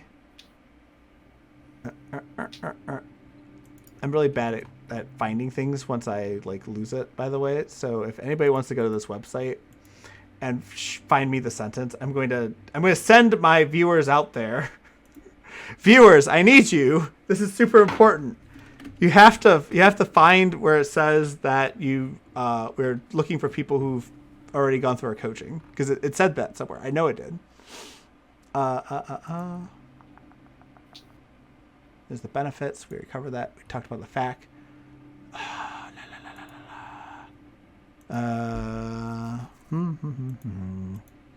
Don't mind me. I guess I'll just keep looking for it in the background while we keep talking, I guess. So yeah, like my experience, I think was overall positive. It led me towards wanting like therapy, right? And I think like I walked in with like this sort of practice skepticism regarding Ayurveda. So like I didn't really read into it and feel like I'm like typed as a personality that's going to cause me to behave in a similar way repeatedly. I can just see like things as like individual challenges that I'm trying to like overcome. I don't know. I guess my question is like, what do you guys think about that? Are there like questions or concerns or something? Well, I definitely find that sentence that was really important. Can you read it off again? The sentence I'm looking for has something to do with having had experience getting coaching to become a coach. Right. That's a. I mean, it is very. I'm almost certain that if you do not have other qualifications, they will want you to go through the program. Yeah, I would think so too. But I don't. They spell it out somewhere. I know they do. What's the phrase you remember? Word for word, if you can. Oh, that's. What's the number of sessions? They don't give a number of sessions. They just look for people who have had experience. Like I would have had coaching. Receiving, or yeah, have had coaching. Maybe receiving. Well, Try look receiving. at qualifications. Go down. There was a qualifications section. Qualifications. Where was it? I saw the term. Just search for qualifications. Yeah, true. I saw something in there, didn't I? No. But that's actually a perfect sentence. That was the same thing. It's the same thing. Careers, meet the team. Da, da, da, da, da. Where did I find this? I was really excited because it was going to be like, oh, here, qualifications. Hello, qualifications. Okay. I knew I saw it somewhere. Oh yeah, this is it. Our coaches are members of our community.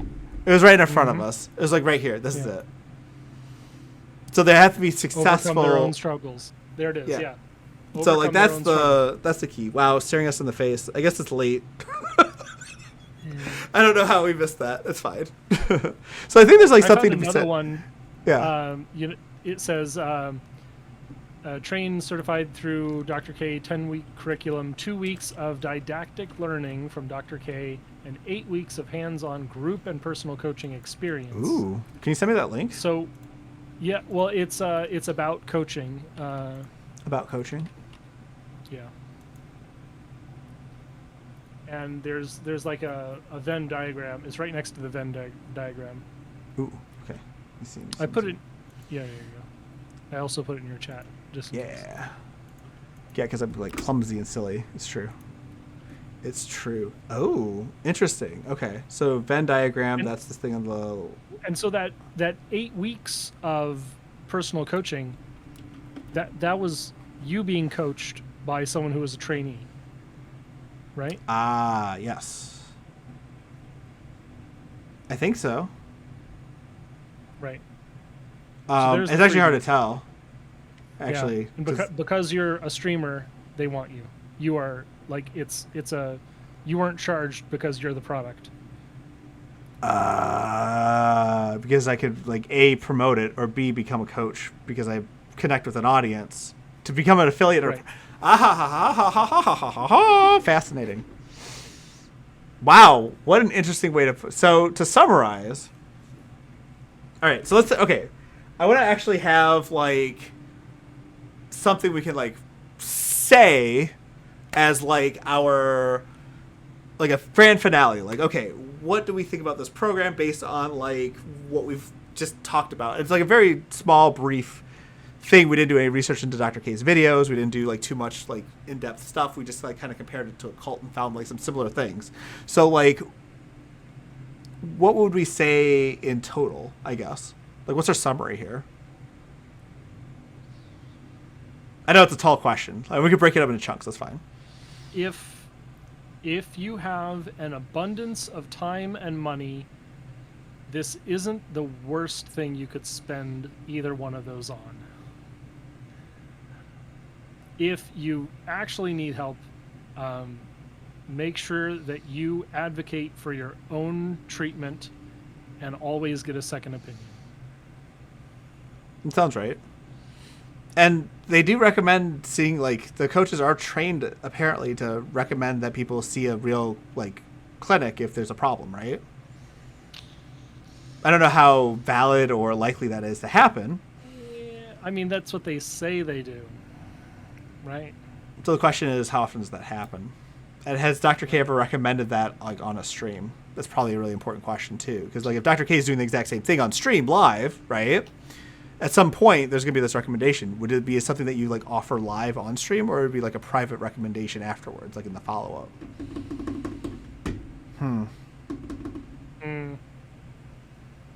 Tricky. But also, this is a self-fulfilling system, because as you become more and more coached, you're more likely to become a coach, and you can then... Sorry to interrupt. Yeah. I'm probably going to be dropping off in a moment here. Yeah, I think we all are. I think we're all... like, I think we hit bedrock here a little bit. So I think we can totally raid someone, in fact, actually. Like, in the middle here. I'm sorry if I haven't been like a super active participant for the last half an hour. It's because It's like 5 a.m. there. Yeah, it's 5 a.m. Incredibly fucking tired, and also I don't know. I googled a couple of things that were to do with the conversation, and then I just went down a fucking rabbit hole, and I'm literally looking at an Islamic extremist group that I wasn't aware existed until 15 minutes ago. So I just... Well, that could be part two. You know, this is the way my brain works normally, and when I'm tired, it's just like it's on overdrive. So I'm just like, oh, that sounds interesting. What's that thing? Oh, I'm gonna go check that out now. Oh no. So like, I'm sorry. Yeah, I think we nailed it. Before you retire, though, Viv, you might want to take a look at what the current topic is on Prime Kai's. Oh God, No. It's definitely the right. No, it isn't. God damn it. It's something that you'll like. Oh, You'll be no. too tempted. does We're conservatism going inherently to- support white supremacy? Ooh. Does conservatism inherently support white supremacy? Yes, and I don't care. I'm not going to be Viv going. promised she would not go on that program with other white supremacists. Who's on it right now? I haven't actually taken a look. It's just getting It's started. starting. So it's like 10 minutes from now. Interesting. So to be clear, like, I don't mind sharing a platform with people who inadvertently promote like white supremacy, because white supremacy is a category that is pretty fucking broad, and I would say includes things like, you know, wanting to keep the police system the same as it currently is, for example, right? Like, pretty milquetoast fucking lib shit opinions that like support and uphold white supremacy. But like, I do not want to share a fucking space or a panel with fucking Nazis and groypers. I don't want to share a panel with ethno-nationalists, right? With like white nationalists rather than white supremacists. Like, I draw the fucking line at that shit. And I don't think that that's an unreasonable line to draw, contrary to like what some people seem to think of me, that I like just don't like anybody with a different opinion or whatever. I think it's a very reasonable line to draw, to say I'm not actually interested in talking to fucking Nazis on a platform, right? I'm just not. I mean, I don't disagree. So not like the experience I had was particularly, it just didn't feel very constructive. And it felt like all that was happening, like we were talking about, like, you know, the need for a vaccine, like, you know, someone to keep the bad takes and like the dangerous takes away from like the audience. I found like vaccines getting progressively harder the more of a shit show a panel is. So when you've got like more, like a lot of dangerous actors on a single panel, it's just bad. This is bad overall. We'll talk about that too. I still need to do platforming part 2 because I have to make up for platforming part 1. Do the real platforming. Yeah, I learned a lot though. I promise. Do the panel with people who actually know anything about platforming whatsoever. That would get. Yeah, we can schedule it. I want to do it sometime soon. I just keep having to stall it because, things come up. Things So come up, and you just have to talk about dosha. We need to Dosha talk was about okay. The Dosha thing was very important, though. Actually, I thought it was a very, but I mean, okay. I think the thing is that this is largely a nothing burger because people already kind of like knew that this was the case. I think a lot of this is a lot more, as it always is, about the parasocial relationships between certain between the community and certain content creators. Yeah. This would not get this traction if it wasn't Mr. Girl making the fucking criticisms, right? It just wouldn't. Well, like, I know I came in late and we didn't really get around to talking about this kind of thing, but I know for me, I had very strong criticisms and a negative opinion of what Dr. K was doing with Healthy Gamer GG. And for me, it revolved around him using his credentials, even though still giving a lot of disclaimers, just using his credentials everywhere in order to build a sense of authority. And that was something that just will inevitably have people, especially those who are struggling with with issues, especially like depression, will give them a sort of a sense of, oh, he's an authority and it's okay, he's a doctor, and they kind of overlook a lot of these, like the disclaimers, for instance.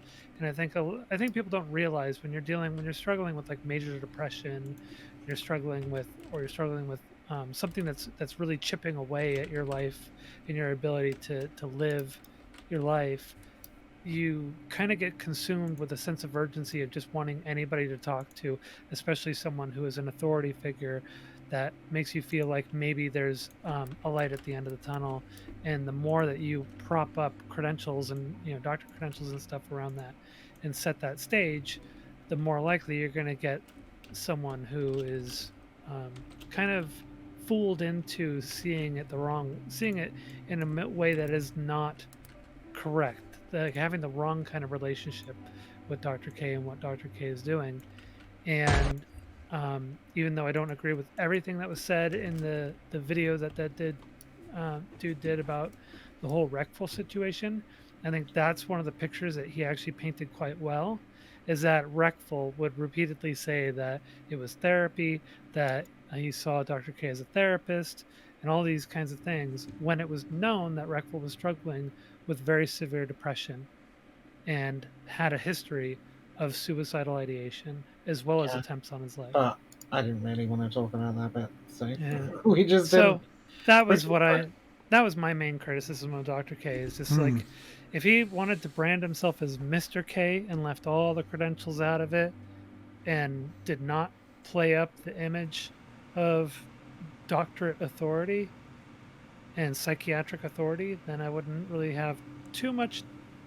The only thing that would really be left for me is just the putting these elements of vulnerability in people's lives up on display for the broader community. That I don't like either. Well, right, it's exploiting the mentally ill at the end of the day, right? Like, it's exploiting folks who are struggling. And exploiting people who are vulnerable. Yeah. I think there's something to that for sure. That would be like the only thing left for me to be concerned about, but there's not really much that happens no matter what anyway, because streamers will go and be vulnerable on someone else's stream anyway, even without a doctor type person present. True. I mean, we do it all the time, don't we? I mean, I guess that's fair, but like, I still think there's a difference between doing it amongst ourselves, knowing that none of us are mental health experts, and we're just like, and speculating. doing it in front of a fucking massive audience for profit. Yeah. Well, doing it in front of a massive audience to promote your own to promote your therapy organization. Well, and specifically, like, you're doing it with an authority figure, right? Like, there's a power dynamic that's different when Dr. K is talking to someone versus like us talking amongst ourselves, right? Right. That's a big deal. So that was sort of my position. And anyways, we probably should have talked about that. I don't know why we did it now. We got it. Nailed it. Yeah. I almost have a similar concern with others of marginal using Twitch as a platform to promote their skill set, but I don't know if think that Dr. K's use of the platform is necessarily bad because he's using it for profit. I think it's bad because he's using it to recruit for his school, essentially. That's what's going on that I don't like. Yeah. I think, like, what I want from Dr. K more than anything, like, I could even deal with the doctor being a part of the title. I think what I would want is, like, just more general, like, see a therapist, see a therapist, see a therapist. Like, I think recruiting people into actual real therapy would be the most constructive thing that Dr. K can do. And I feel like that message is not necessarily the primary. Like, he's more likely to bring up Ayurveda than he is see a real therapist. And I think that's the problem, if anything. Because, like, I think real therapy is important, and I don't want... Like, I really don't like this idea of exposing folks who are in crisis to something that's analogous to therapy that's not therapy. Like, I think that's, like, it's just super dangerous, and especially without the recommendations. So, yeah, I think we nailed this pretty good. But you know, my biggest criticism of him, though, is that he's never once raided into my channel. Oh, you know what? Fair point. Oh, wait, you're not? Are you on? Dr. K. No. This would have been a great chance for me to... I wanted to start stream an hour ago, but you raid and I'll follow, and then we'll look like we're great people. Yes. Yeah. Wait. I wanted yeah, to you're live an hour and a half ago or so, but I just. I streamed yesterday and the day before, and nobody fucking raided me. Okay, I had to stand on my own 2 feet, and I did quite well on the first stream and horribly on the second stream. So. But, like, I don't know. I'm pretty thrilled by my ability to, like, pull 30+ viewers after not having streamed for like 6 months. Just fucking turn up and stream, and there's, like, decent amount of people in my chat. That was fucking wild. That stream that I came back to when Zonia jumped in, you came in, didn't you? Like, the chat was fairly active. There were people around. Like, I was just like, man, this is not the stream that I was expecting after having not been here for, like. Because you know, I used to get like somewhere between 60 and 100, and like around 30 people is pretty fucking good. That's awesome. For a long hiatus. For a while. Yeah. I'd raid you, but unfortunately, I know a lot of people in my community don't like you. I try to like correct them. It's easy. It's fine. I can ban it. Look, raid me, okay, and that's good, okay, because what it does, right, is it brings in a bunch of people, and the ones that say shitty, dumb things, I can just ban, and then there's no chance of them coming into my chat randomly and starting shit. I've spent a lot of time like correcting the record on their like things that they say about you and tropes and stuff like that, but it doesn't matter. It's like still when something comes up with you, or there's like a topic or something, you know, or something. I mean, what can I say? The people you've hung out with, the people that you've like surrounded yourself with, and thus the people that have helped like build your community up, are largely scum, Sonia. Sorry. So that's just what comes from like hanging out with these fucking people. They're good people, but they think you're scum. Doobie's amazing. What an actual fucking star of a human being. I don't really have much of Doobie's community in my chat. It's mostly like it's almost an even split between VGG and DGG, but then I've also got some imps, and I've got a bunch of Stardust. Wait, the fucking imps love me. Fuck you. The imps love me. All right. Yeah, I've got a fair number of imps. Demon Mama's community really likes me. Okay. Yeah, and I've got a bunch of people from Stardust they don't all community. hate me then. They don't all hate me. No, but it's GG community used to like me, okay, until about 3 months ago. Because their Mercurial is fucking spin on a fucking dime just like their daddy. And the VGG community is just utterly deranged. Like I don't have that much connection with them. I don't know if I can raid anyone, by the way. It's not like none of my raid commands are working. I feel like everybody has their raids turned off. Like there must be like some serious crazy shit going on. Really? Well, I don't know. I tune into Raid your Prime. channel. Yeah, like what the hell? Don't raid Prime. Don't reward him. No, I don't care. No, go ahead, raid him. I'm trying to figure out. Okay, I like Prime. I want him to continue doing. I well. like Prime I just want too. him to stop fucking. Just want him to stop fucking bringing people like Brittany Neo. provoked and fucking Neo and fucking Lauren Southern. Like, he just crossed a line for me that was like too far. That was all. He knows he Alright. crossed it. I'm trying to figure out why my rating is not work. It keeps saying invalid raid target channel for everything. Oh. Oh, I think that's your raids not working rather than My raids aren't working. Why would my raids work? This is a disaster. Refresh the browser. Go into the browser, refresh, and do it from there. Yeah, I guess so.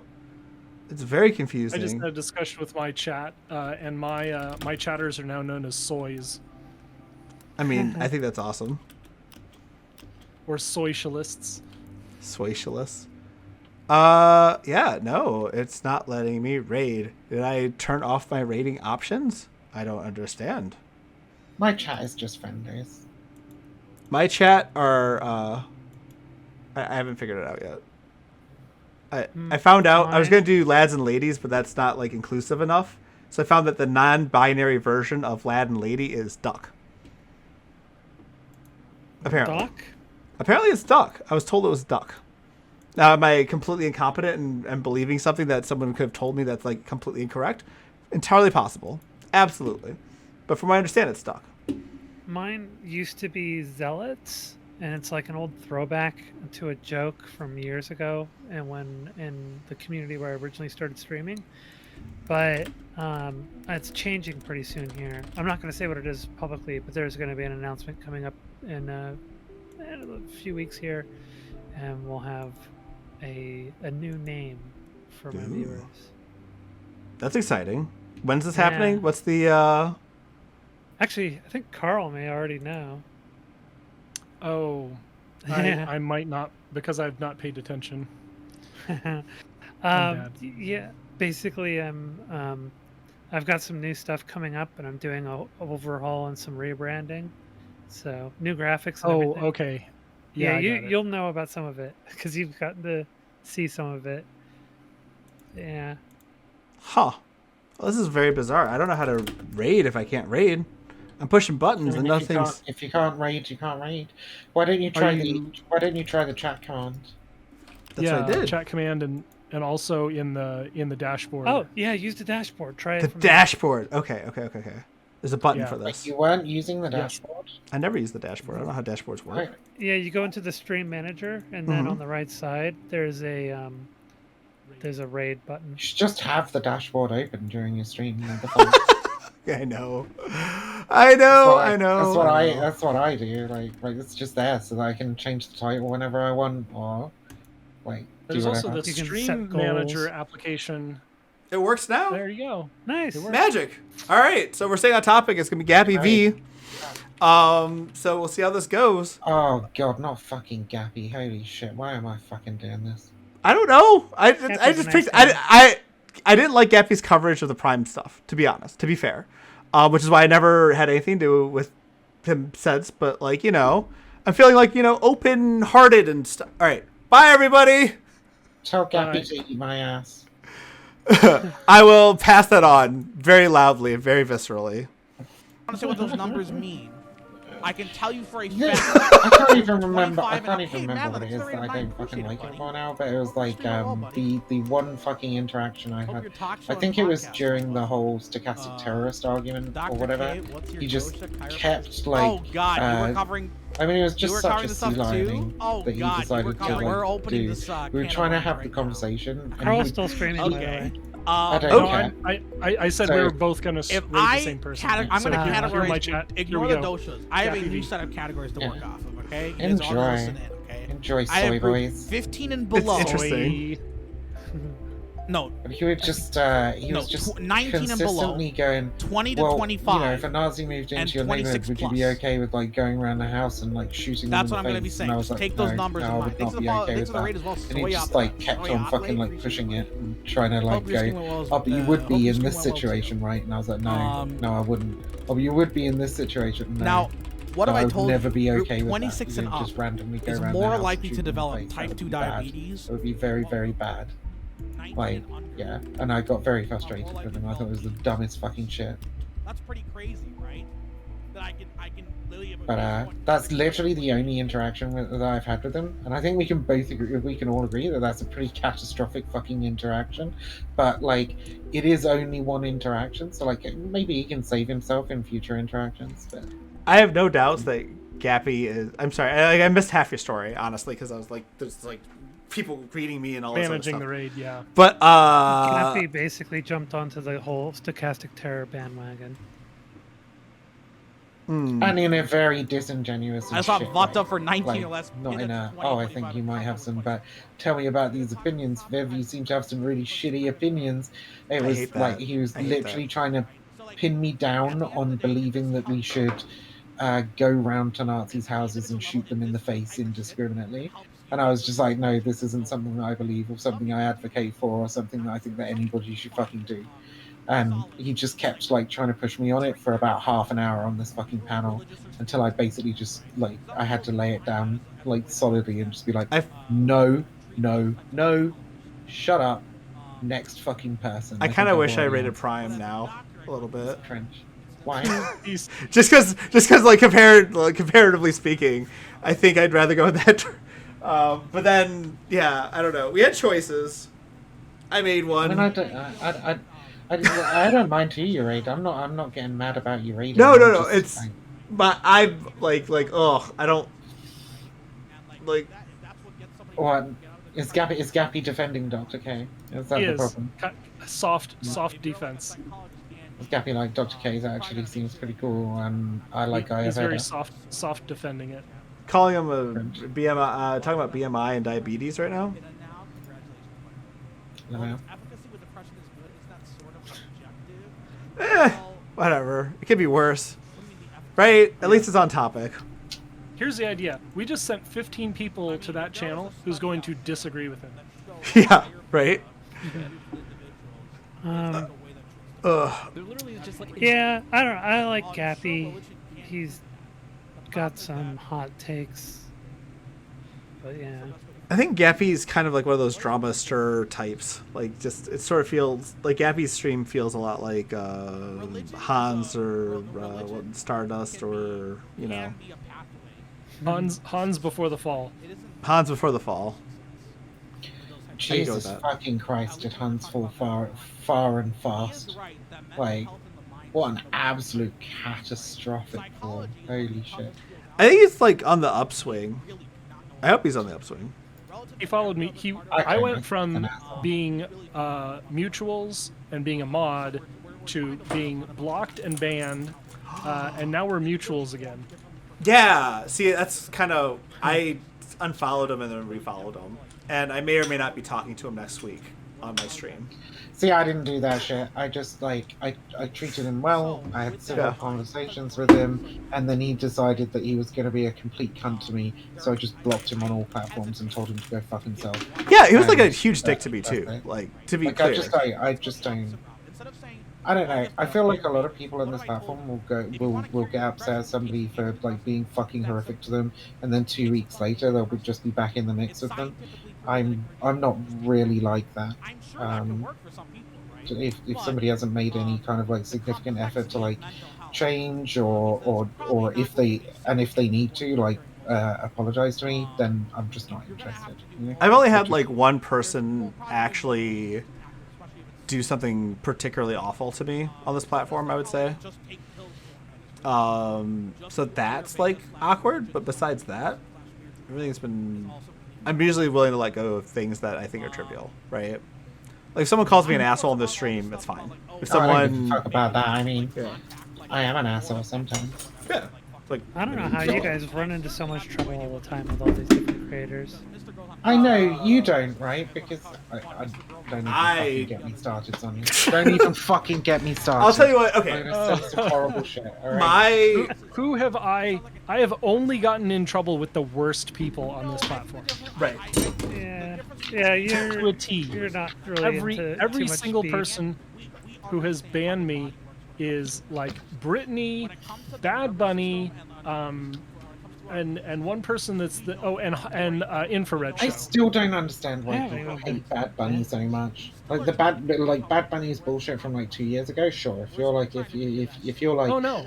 she said this shit like 2 years ago and that's fucking horrific and I don't want, I'd kind of get that. But Yeah. people seem to hate her for other reasons and just kind of use that to attack her. And I don't really get what the other reasons are. Well, okay. So I start conversations, and if you look at how her platform works, she only uses those opportunities to develop her own brand and play with her food. What do you mean? Like, okay, I don't understand. so I would donate 100 bits and say please support nuclear energy, and that was it. That was the end of me, because this is you're not a proper leftist. You're out, and that was it. It was like a light switch. What? Because you supported nuclear energy. Yep, that was it. That's really She weird. in fact made a joke about consent as a part of the argument. I'll just say that she's a very disgusting person overall, and she says some really egregious stuff and attacks people for their immutable characteristics, weaponizes it. Constantly. Wait, what are we talking about? Immutable characteristics? You know? I've seen her essentialize a lot of trans people when going after them and weaponizing their being trans. She's pretty notoriously transphobic. On Twitter, at least. Not so sure about her streams because I don't watch her. Hey, she said a dumb thing about she said a dumb thing playing into the male socialization memes recently. But like, she said a basically million everybody basically everybody went, that's fucking yikes, and you know she went. And then she did the whole she fake apologized apology for it. thing. Yeah. The whole fake apology thing, because you can like actually read her mind and understand that it's definitely fake. You go watch the stream and tell me what you think of that. Well, there's a legitimate heartfelt apology, and then there's I'm sorry you felt offended apology. No, it was. Yeah, that's not what she did. It was no. I understand your oppression because I suffer, or I understand your issues because I suffer from cis dysphoria, and basically, and then started playing up the whole thing that her dysphoria was such a powerful thing, and that she's a victim in this. So I don't know. What are you talking about? Go watch her VOD. She made some stupid fucking comment about like male socialization or whatever, and then she got a massive amount of pushback, which she was admittedly slightly resistant to in the very beginning.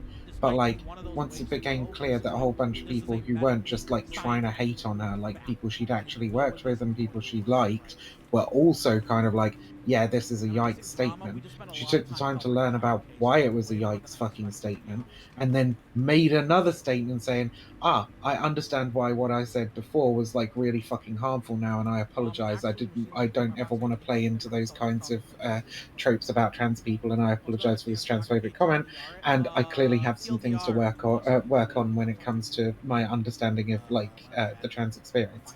Like it's a really good act. Take a look at her VOD though. That to me is the perfect reaction to something like that. I can't actually ask for anything more from somebody who like. It's well scripted. I agree with you. No. Being Take slightly charitable. She's a notorious fucking transphobe. First of all, it's absolutely right notorious. Response. She does transphobic shit all the time. She I targets can trans people for their being being trans. Okay, I can literally only think of this one example. If you've got others, right? Fine. Like, I'd like to see them. You're saying she does it all the time. That shouldn't be hard. She does it. Yeah, I think she did it. I think she did it this one time pretty. And I think she dealt with it really fucking well. It was very well scripted, but her VOD demonstrated a completely I hate different this fucking behavior. very well scripted thing. Because her behavior is very different in person, or at least on camera, right? I mean, she had a long ass fucking. She had a long ass fucking conversation. What was it with Sophie or whatever? And she talked about what. I don't know what I don't know what could possibly be in that VOD because I've seen She spun herself as the victim. Where? on the VOD right after that. So she had the one VOD that she deleted, which ended up being captured by Gayfesh anyway, and is up on Gayfesh's YouTube. And that one's pretty disgusting, where she's really playing up the victim status and attacking the trans people in her chat who are unhappy with the way that she's behaving and the things that she's saying. But then there's the VOD that she actually kept after that when she restarted the stream, and basically did a retake and had that trans person on to talk to her. Yeah, But and that one's already pretty disgusting if you watch that thing, because she basically again spins herself as the victim, but she does it with a trans person on stream with her that basically tries to make her look like she's supporting the trans community. I genuinely don't like. I saw a decent portion of the thing with Sophie, because I like Sophie. She makes some good fucking YouTube content. And she's out here fucking organizing and protesting and shit here in the UK for some of the trans rights protests we've had down here. So I've been following her for a while. So like I checked out some of that stream with Sophie, and I didn't see anything like what you're talking about, like the making it about her, making her the victim, blah blah blah. Like she was literally just sitting there saying,